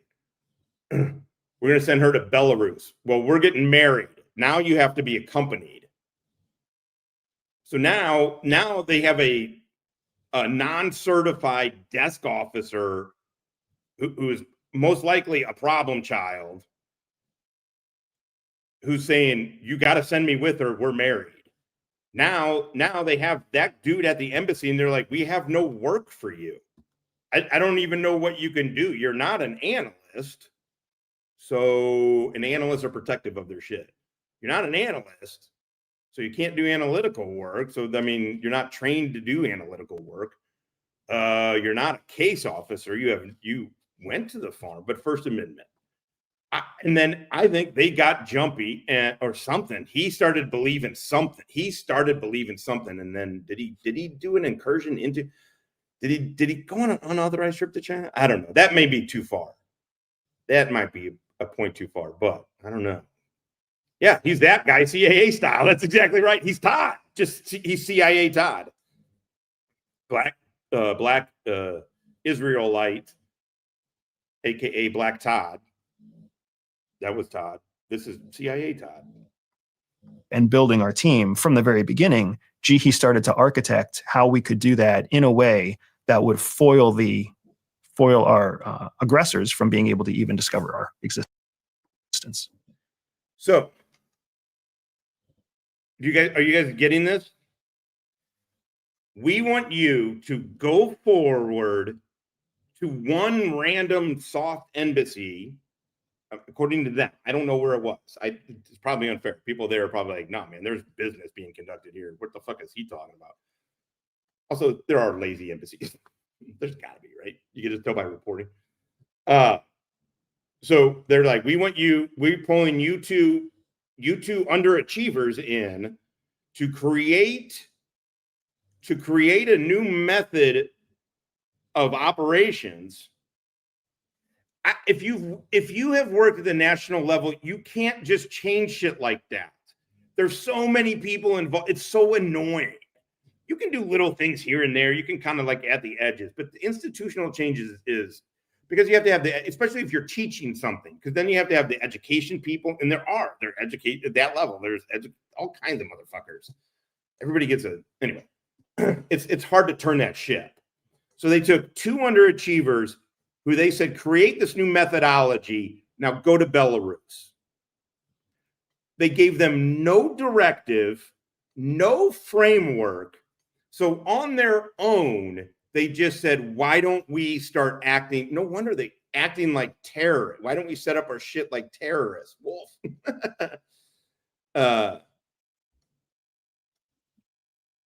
It's not. It's all a lie. But don't forget, he's got a tour to Iraq and a tour to Afghanistan as well. Highly decorated, no doubt. I mean, by him. And what was the objective when you... So the whole idea is, sorry, I should have finished that. So what he just said. Now they're forward. They have no direction. They have commander's intent, which is make a new thing. So now they said, how do we silo off our shit? Because we want to make a new way to not be found. But yet they're there ostensibly with the purpose of baiting, of being bait for the mole. So the mole, like, what's the point of making something that's compartmentalized to the nth degree that the mole, it's all fake, by the way, but that the mole doesn't have access to, wouldn't even know about? Wouldn't you dangle it in front of the mole? No, it just, you don't have to be fucking IC people. You don't need to be intel guy. You don't need to be a case officer. You don't need to be anything. The logic doesn't even make fucking sense. And this guy's sensing it. He's like, wait a second. Why would you make something that was so secretive that was meant to be enticing to the mole? So you've got this sub-objective, which I understand, which is to find the mole. But the main objective is just to spy as usual and collect information on this adversarial country. Yes and no. The main objective was to collect information, but the spying as usual is the part that was a no. CIA specifically told us they didn't want us to do the standard spy MO. Spy. What they said is, you two doofuses better not be doing tradecraft, because those are operational acts. And an operational act means you are now conducting an intel operation or espionage in countries. It's a big deal. An SDR is a simple thing that is done the most, which is fucked up that he just... I mean, I'm sure you could probably find it if you dig it. I mean, the execution is the trick, but still, I bet you they said, stop. You better not be doing any operational acts. Spying has really been the same since the days of Egypt, the ancient Egypt, right? You find somebody who gives you information about something that they have access to, and that's it. And that's spying. Then you turn it into a report and you pass it up to somebody who reads it and they make a decision. They wanted a new kind of mousetrap. They wanted a new way of doing espionage. And when they deployed us to the friendly country, that was their only request, was whatever you do there, coordinate it with the local leadership, and then don't tell us, because we have to make sure that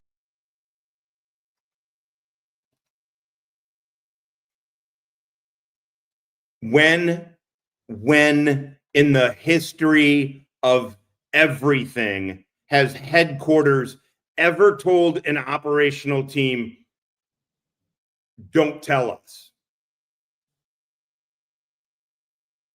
Not, we don't want to know. It's, when has headquarters ever said, don't tell us?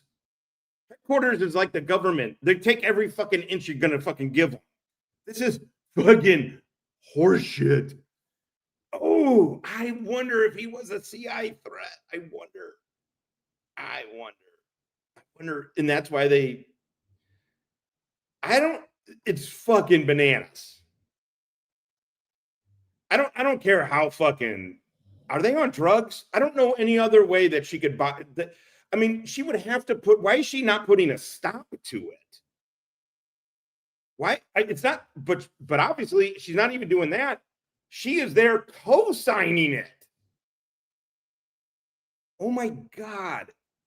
You have a law degree and an MSW from Florida State. You were a CIA targeting officer, and you're gonna fucking take your life down over this dude? Holy shit. 25K a pop, that's why. Yeah, they probably got rich. The mole doesn't learn what you're doing. $1 million now. More than That's going to be how we tempt the mole to start probing around and asking questions that are outside of the norm. That's how we're going to reverse engineer this and find the mole. So we need you to go do something new, and we need it not to be standard. And don't tell us. And don't tell us, but tell your leadership in the friendly country. Your CIA leadership in the friendly country. Correct. Yes. Okay. Because And he's. And this is from somebody that worked at the CIA. I don't know what you're an FTC grad, right? So yeah, there you go. Case officer. There you go. Oh, that's right. You said you were a retired case officer. Trained observer on me right there. Welcome to Stone Vet, not knowing any facts about anybody ever. Yeah. So retired case officer right here, underneath me in this comment. It doesn't make any sense. It just doesn't make a lick of fucking sense. I'm honestly, I'm kind of thinking they're the ones that got tempted as that they're the mole, that they were under a CI investigation. He's going to tell, or she's going to tell them. No. So it's completely compartmentalized. So need to know. Right. Because if we kept all of our operations centered in Wolf, then in our friendly country, then the mole would never know what we were doing. So we would be gathering intelligence, which would then be further compartmentalized to maybe a specific office where like 1 or 2 people at headquarters might know about one particular operation. And then 1 or 2 people might know about another operation. But it's because not all of Falcon House would know, the mole would not have access to any of these new intelligence sources. And that's what was really important. That's why they wanted us to rebuild, because he currently had access to all of the legacy intelligence sources. Okay. And so if he wanted to, pass any information to Falcon from all of our legacy sources, he could. But if he doesn't have access to our new sources, he can't pass. Right, son, that's good to hear, man. It's good to hear. It's always good to see you out there. Any of that new information on. And now here we're able to gather more intelligence. And then hopefully, if we're lucky, we. So you're simultaneously conducting actual fucking operations, collection operations, collecting real intelligence, as you said. I don't know how you're an intelligence professional and don't say information. It's kind of bothersome. Some of the way they talk, it grates it, because you're like, God damn it, just say it right. At least get the lie right. So their logic doesn't even make fucking sense. Their logic doesn't even make motherfucking sense. Strike gold on finding out who he is or who he's working with or other things. So they're collecting real intelligence, which, by the way, is now technically vulnerable to this mole. Is now technically your actual operations are vulnerable to a real life mole that works for a hard target who works for China. So it's aggressive, right? Okay, but yet you're also what? I pretending. So you're mixing counter intel and real and fucking collection and HUMINT, for lack of a better word. You're intertwining the two fucking things and exposing a potential national security threat to real world shit. This is horse shit. But yeah, compartmentalization is the key. So we were really very kind of siloed in Wolf. I'm trying to understand how you doing what you were doing was going to help the CIA discover who the mole was. One of the things in double agent operations, which is what you're talking about when you talk about a mole or a penetration, a double agent, meaning I'm a sworn officer of CIA, but then I've also agreed to work with the Russians, the Chinese, the North Koreans, the Cubans, whatever. That's a double agent. double agent operations are very difficult to maintain long term, because if my information isn't relevant to my foreign adversary anymore, if I'm collecting secrets on Cuba, but I'm being paid by the Russians. Okay, follow me here. Spitballing, pure speculation. This is not spitballing. Because how does this dude, I don't know how to explain, and so I'm gonna do the dumb man's way of doing it by trying to explain it through conspiracy theory. But how does this dude get so much military shit wrong? And I don't mean like, I mean really like a verb, like a lot of weird, just, you know, verbiage that we all rattle just off. I don't mean he doesn't talk. I do not mean he doesn't talk like he was a service member. I do not mean that. What I mean is he gets shit wrong, like calling himself a petty officer or a soldier, right? How is that? And then he gets into CIA somehow, and they're sniffing him out for something. Oh, I was going to try and link it to the hack. Boquist is in here. This is what made me think of it. I was going to try and link it to the hack of OPM of China getting fucking everybody's shit. Because I was like, how is the DOD database wrong? Is it wrong? Where is that a point of failure on? Is that giving us a false positive sort of thing? Because I wouldn't put it above the Chinese to try and populate. I worked in an office.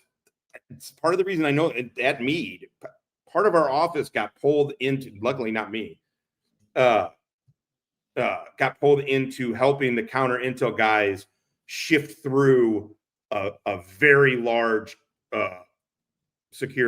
national security threat. And they had to screen a fuck ton of people, and they had to do it really quickly. And so, you know, and then knowing some counter intel guys, I've never been involved in one of their shit, but I know they stayed away from real world other shit because you don't want to expose people. The first thing you do is try and limit any damage, right? Oh, but nah, it's interesting. It's interesting. The Russian, I believe somebody did vouch that he did go to the CIA, that he did go through the farm, like he didn't graduate, which is why he started. So he got contacted by somebody, and so he had to own up that he didn't graduate from the farm. But they verified that he was at CIA. May not care. Damn. See, this is why you got to be careful. This is why you don't look. This is why I just like. It's fun here because it's speculating. It's not like I would fly that idea at work to be like, hey, run something down, you know, an idea like that. But I was trying to put the China breach into the OPM breach into like, well, how does this guy's shit get? Why does it show up there? And the dude doesn't seem to know anything about the military at all, while claiming a tour to Iraq and Afghanistan. I mean, everything about him sounds like he's like he never spent a day in the military. Interesting. That I keep collecting secrets on Cuba, so they might cut me off, and then all of a sudden I'm a double agent, culpable of crime, but without protection from another country. So when you think of your Edward Snowdens, when you think of some of your famous turncoats from the United States, they flee to the country that they were working for ultimately. So if you don't have that escape path, then it becomes very, very stressful and scary for a double agent. So what CIA was counting on is the mole who was reporting our secrets to Falcon. If we could create new operations and that mole didn't have access to those new operations, then the mole would start to stretch. They would start to make mistakes. Oh, I thought it was kind of gave it like an office CIA. I'm at CIA briefing. I was like, I'm kind of tired of the mighty kind. It's good though. It's a good one. Maybe I'll go back to it. Ask questions they shouldn't ask, steal information, try to hack onto systems they shouldn't get onto. And that's all stuff that CIA can use to build a legal case to arrest that person. But without having something that person has to stretch to collect, they're not going to make a mistake. So our job was to create something new so that the mole would make a mistake that CIA could track, and that would build a legal case that would allow CIA to arrest an American citizen for espionage. Did the CIA have access to the information the mole was sending back to the enemy country? No. That's one of the most dangerous parts about double agent operations. We often... Wait a second.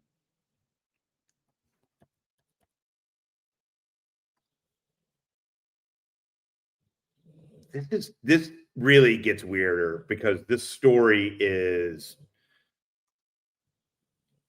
it's barely rooted in anything that I can find to be true. You know what I mean? Like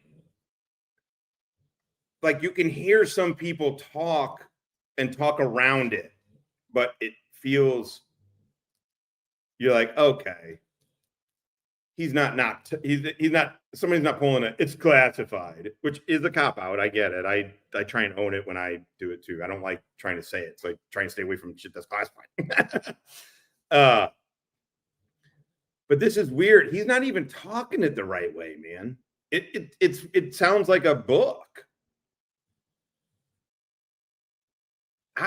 Jihi is, whoa. For espionage. These people have legitimate mental health issues, I feel like. Mental health makes it sound cozy. No, these are two fucked up people. These are two very fucked up people. This video was put out 2 days ago. He's not like...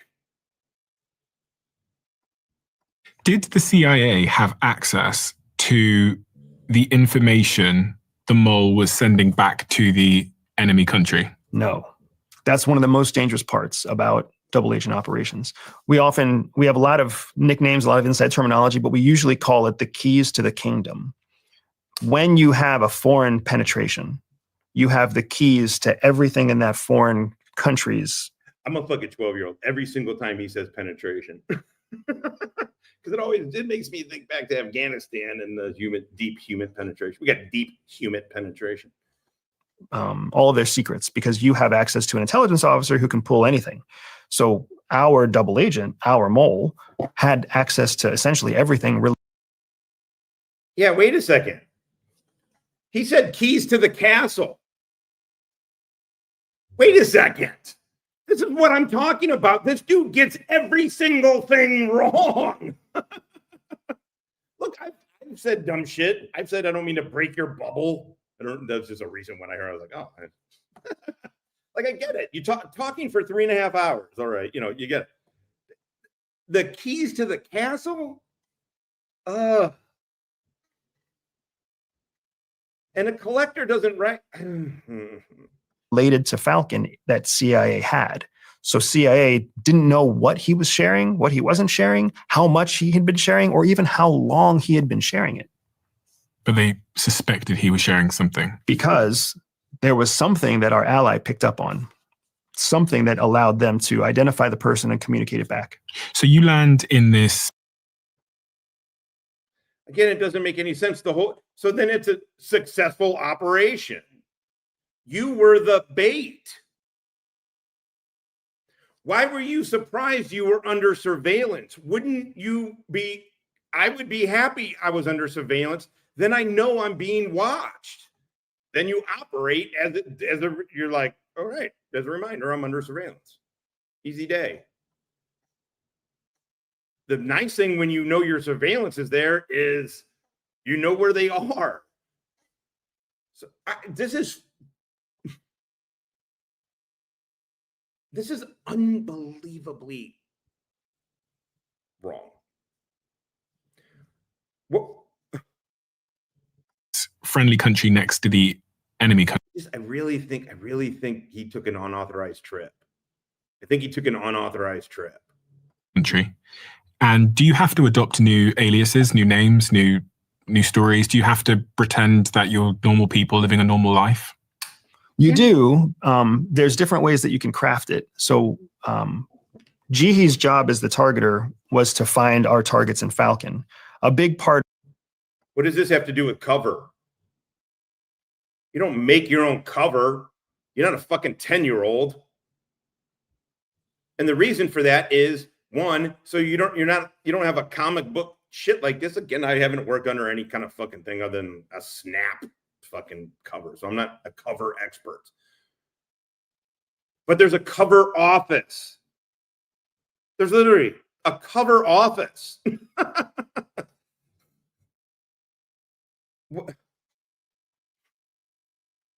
And the reason for that is so nobody fucks your shit up. If you are out there operating fucking solo,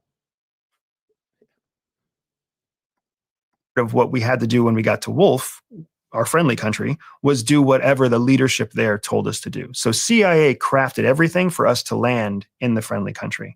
Once we were in the friendly country, then we had to start crafting new identities, new aliases, so that we could travel out of the friendly country and into Falcon.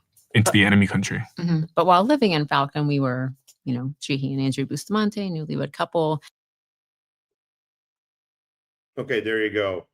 It'd be interesting to search the Bussy. She's saying they were under true name status at fucking, or this, I believe these are their real names. Because we have his full real name. And she's listed as the FSU, the graduate shit. They're under their names in Belarus. Search Belarus. I bet you. Where we worked I'm also wrong a bunch, but I like thinking of these ideas. was covered. Where did you work? It's undercover. We still can't disclose it. Yeah. Like, as far as this enemy, did you like run when you were in the enemy country working, were you like running like a coffee shop, or is it? Yeah. When going into Falcon, there were different, you had to have a different cover and a different cutout. And we would use what you're referring to is called commercial cover or commercial activity, meaning we would act as if we were part of commercial business going into and out of the country. But you'd use your normal names? No. This is one of the other things that's really fascinating about the book. And one of the reasons that CIA pushed back is we get to disclose whole new levels of tradecraft that have never been talked about in previous books. So the tradecraft. Holy shit. Sources and methods, motherfucker. Sources and goddamn methods. Why would you want to? Fuck you. Wait, you're putting people at risk, man. I don't mean that lightly. I'm not saying that lightly. I'm not trying to be like, dude, what? Never put tradecraft. If you want to tell your story, you want to be a look at me guy or whatever, and you want to tell your story. Don't reveal fucking tradecraft. What the fuck is wrong with you? They thought he was a CIA threat. That we use here is something that the Brits actually call dry cleaning. And what that means is we would clear our path before we would go into Falcon. So we're in a friendly country and we need to go into a hostile country. Yep. In order to go from the friendly country to the hostile country, you can't go directly. Because if you go directly, the hostile country can track you back to your friendly country. And then they can send a team to hurt you if they need to in the friendly country. So instead what you do is you create a cleansing route. So you travel from the friendly country to a neutral country. And in that neutral country, you'll change identities and then travel into your target country. So now if the hostile country tracks you, they track you back to a neutral country. And they have no idea that you originated from a friendly country.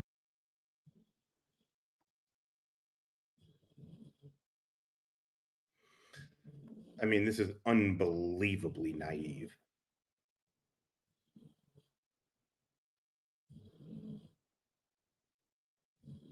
Unbelievably naive. and stupid. And But if you go from a friendly country to a neutral country, when you get to the neutral country, do you need like a new passport and stuff? Because that neutral country, presumably they don't know that you're spies. Correct. So do you have to have a new passport to then get on a plane to fly into the... Yes. And it's what we would call a passport swap. And there's different ways of doing a swap. You can carry your own swap. You can have somebody meet you to do a swap. You can have a cache where you hide a swap. But it's a cache. You hide shit in a cache, not a cache. You stupid fuck. That's the benefit of always using a consistent cleansing route, because you can always go back to the same neutral country. And from the hostile country's point of view, every time they track you, you always go back to the same place. So they start to build a pattern of life, what we call a pattern of life, where they believe you're originating from this country, when in fact you're not. What, dude? What?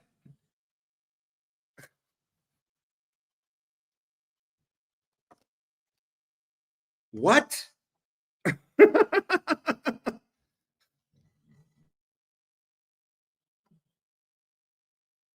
They're going to think you're Belarusian?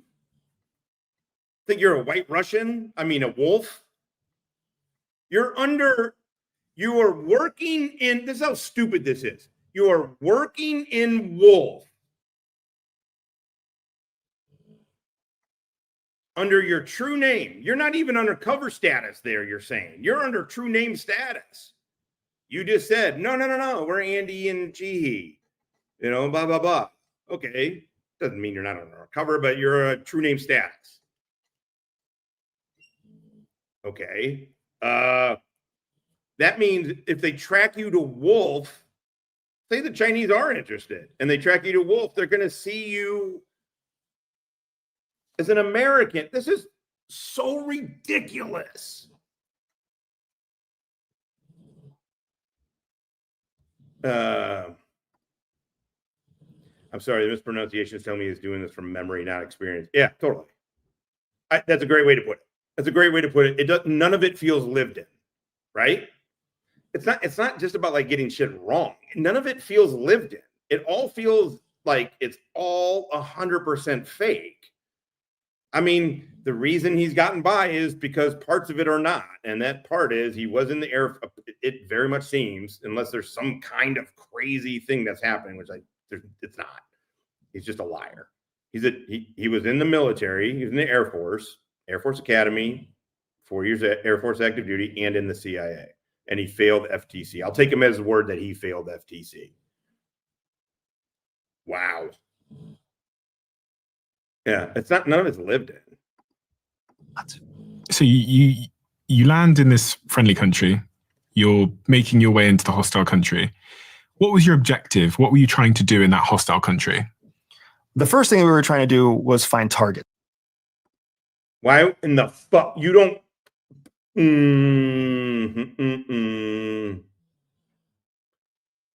The first thing that you and Jihi, a failed case officer and a very, very junior targeting officer, get sent into China.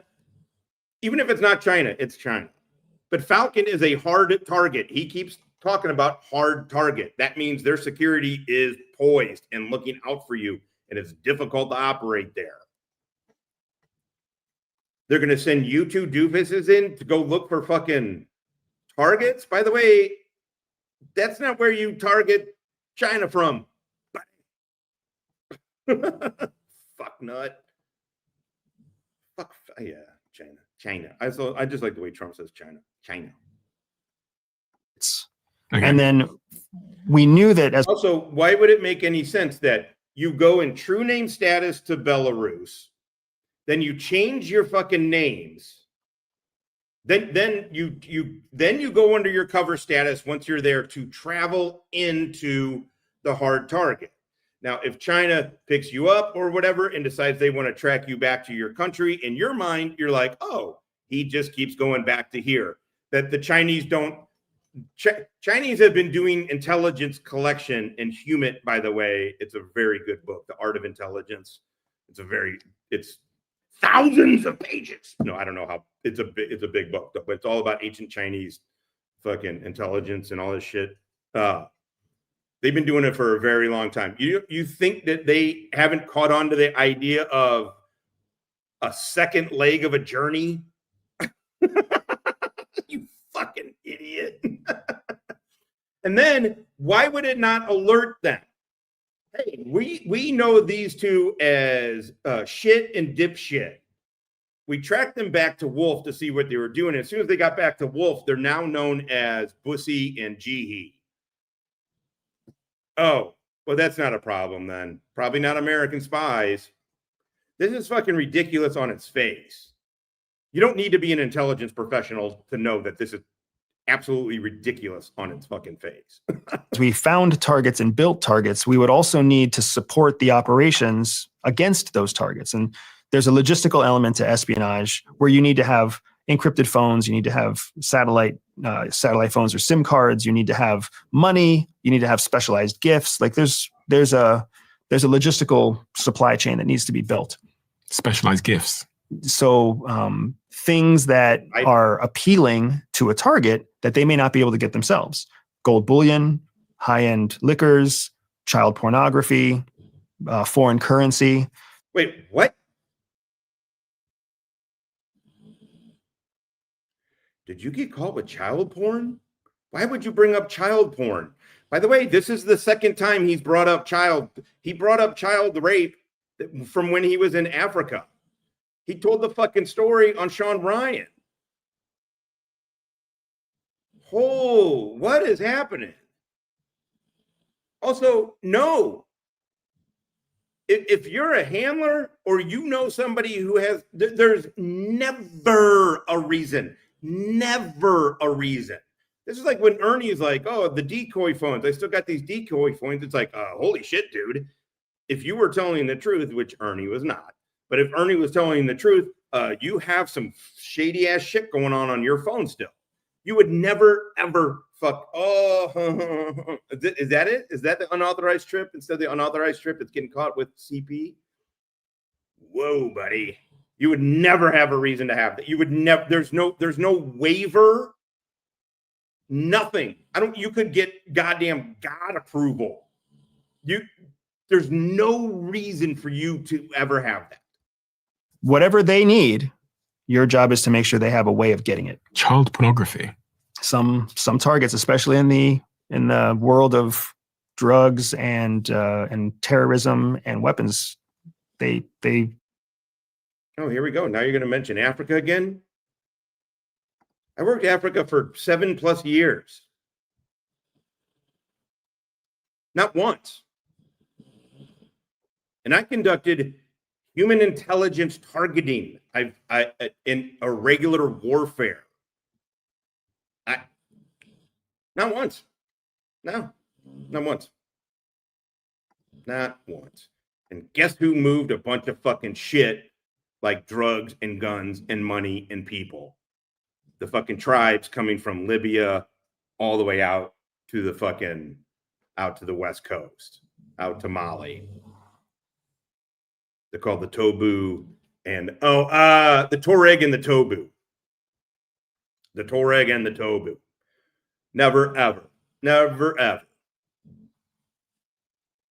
ever recommended it to anybody. Never said, hey, you should do this. This is getting into a weird space. To be honest, I'm really wondering what the fuck happened now.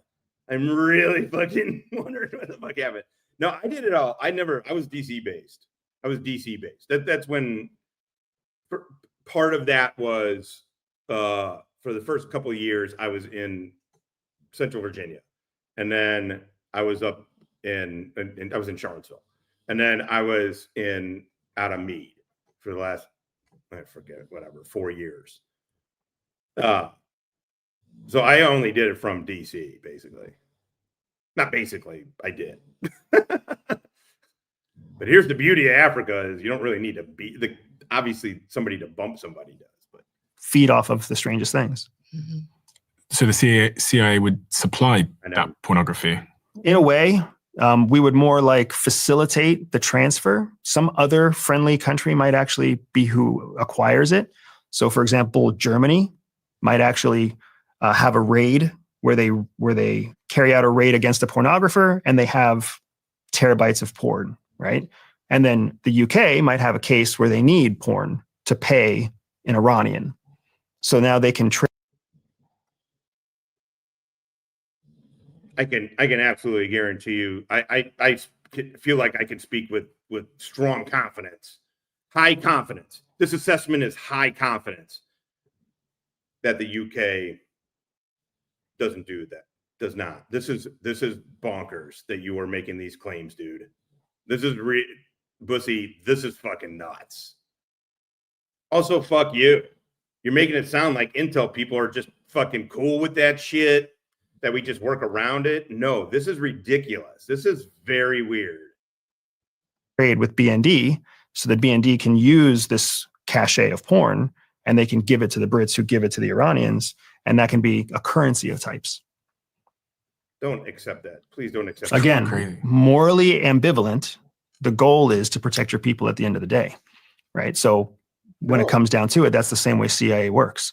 If we're giving gold, if we're giving minted American gold coins to an evil person in North Korea, do we really care if it's keeping Americans safe? There are some people who would say yes, and there are other people who would say whatever the price is, that's not. Let's keep Americans safe. Hold on. Giving, dude, it is not false motherfucking equivalency to give some shitbag a bunch of money from a shitbag place happens daily. That's not CP, dude. Yeah. That's not CP. Giving money to a shitbag is not facilitating international child pornography, dude. What the fuck?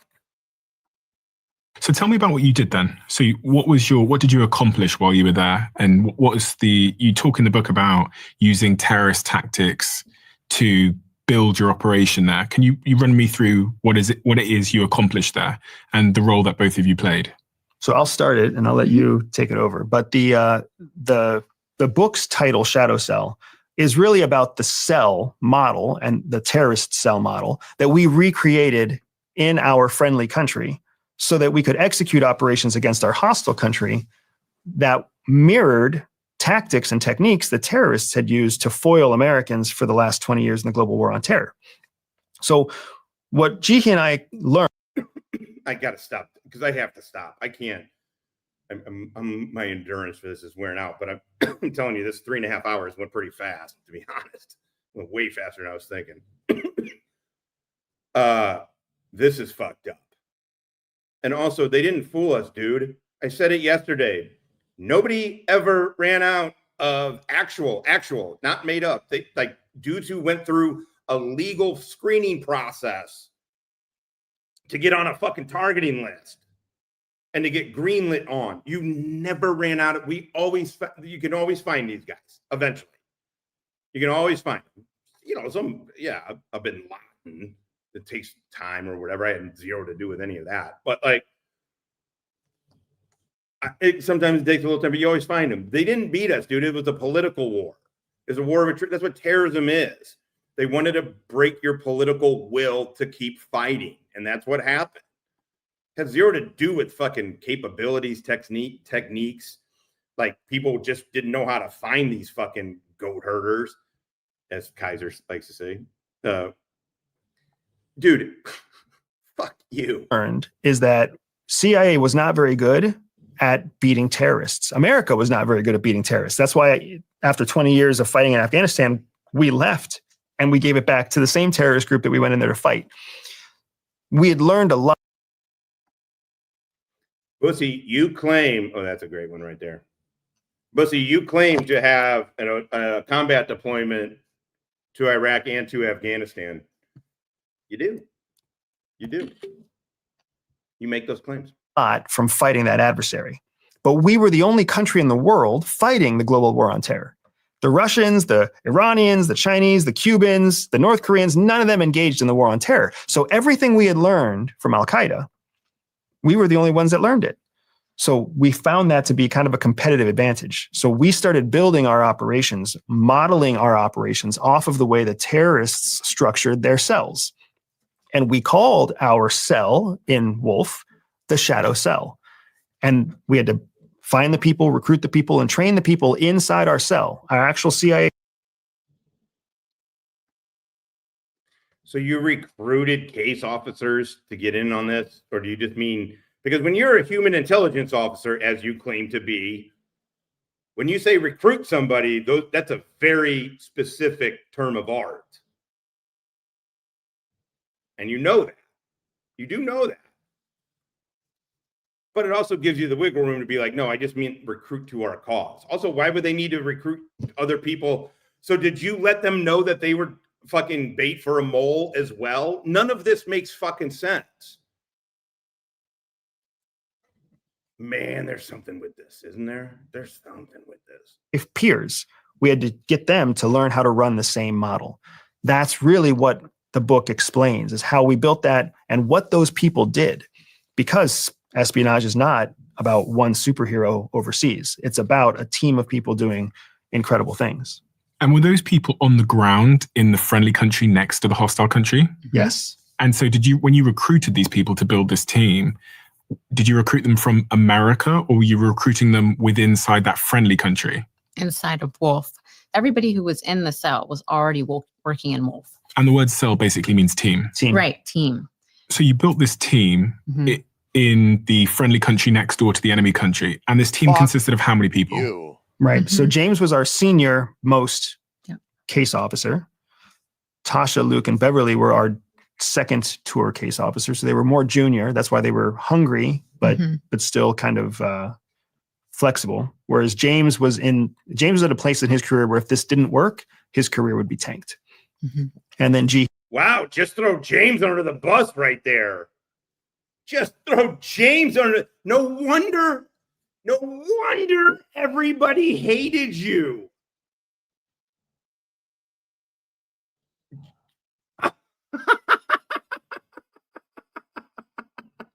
Were you op 4? Next thing you're going to do is tell me you're op 4. Wait, holy shit, man. Also, you've told the story differently. You've said it that James is like fucking, because he was a veteran of this shit, like that he was an experienced case officer, that he was willing. Oh my God, way to fuck over fucking James. James's career was tanked if my idea didn't save him. You're a team player, Bussy. He and I were not case officers. We were kind of I was the mission planner, if you will, and Jihi was the targeter. And then yes, that's what I got to remember that one. This is definitely code. That's the name, right? Code name Blue Falcon. Hold on. Code name Blue Falcon.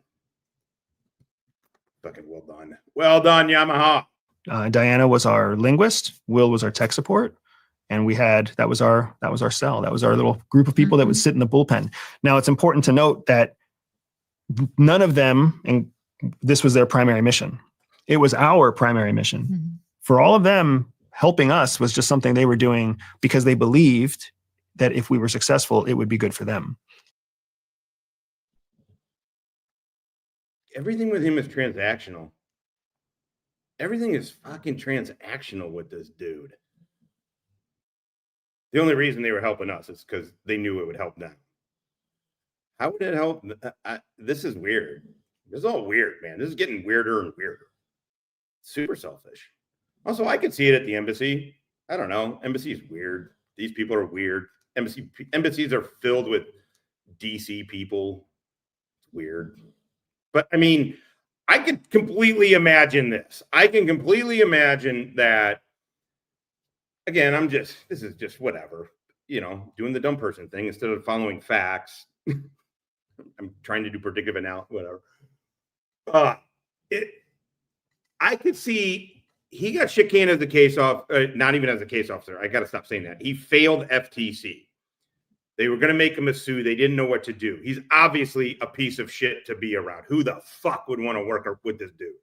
And these aren't new traits. These are very learned. Hell, we watched earlier. He spent 10 minutes of his own video. I mean, 35 on 45 on this one here, but 10 minutes of his own time telling you how he lied to everybody growing up. You'd hate to be around this guy. He fucking saw Jihi. He started preying on her, saw that she was susceptible to being manipulated by this dude, saw her as prey. Because listen, this isn't a guess. This is how he talks about interactions with people and between genders.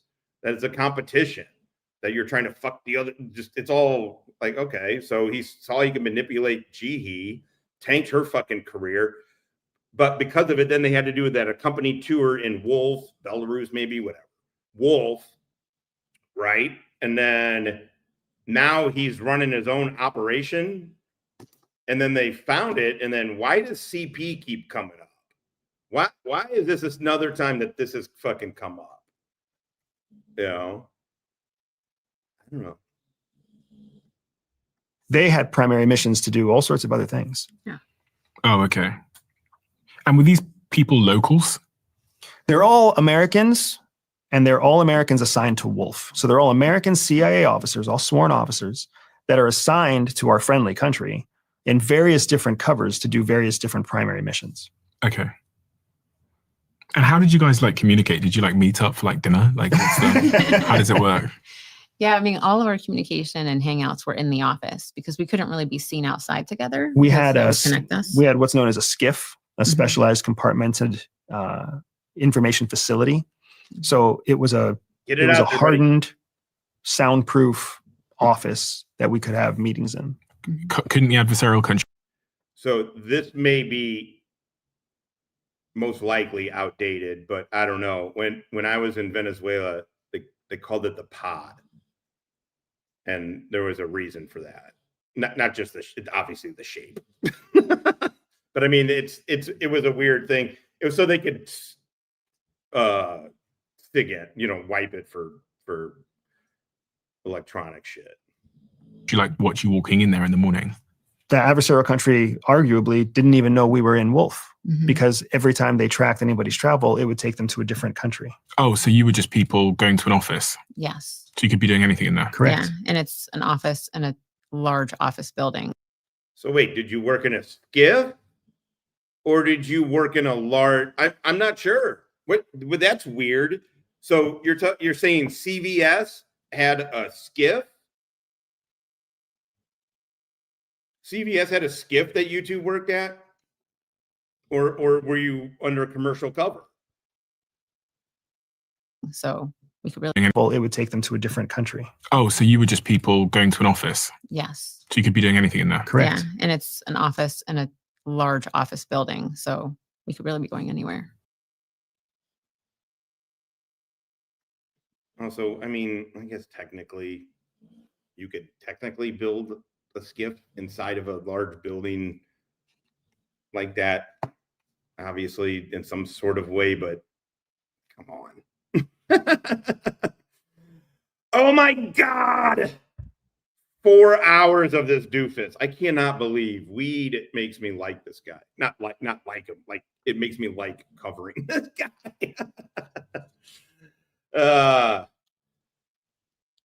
I think, look, I find him too. I'm like, what am I doing? What am I doing? I don't know. Now I'm like super intrigued. It really helps that this is a big channel and like a big personality. I don't know. For some odd reason, it just makes it feel like. Also, again, no comments. You know what I mean? It's. You're like, oh, okay, cool. I don't have to. Why isn't anybody defending him? It's all odd. All right, that's it. I'm done. Thank you. Enjoy your weekend. I'm going to go to a barbecue. Motherfuckers. Enjoy. I want you to take the Frankenstein shit, the deer shit, the green monster, the bling, and the bling bling. And I want you to roll it all into one joint. Which kills. Here. I'm good. Racist. No one's ever been brave enough to try that. One man is. Roll it. Not feeling super confident about this plan. Here. Racist. I'll smoke it with you, bro. We'll go to the loony bin together. I don't give a fuck.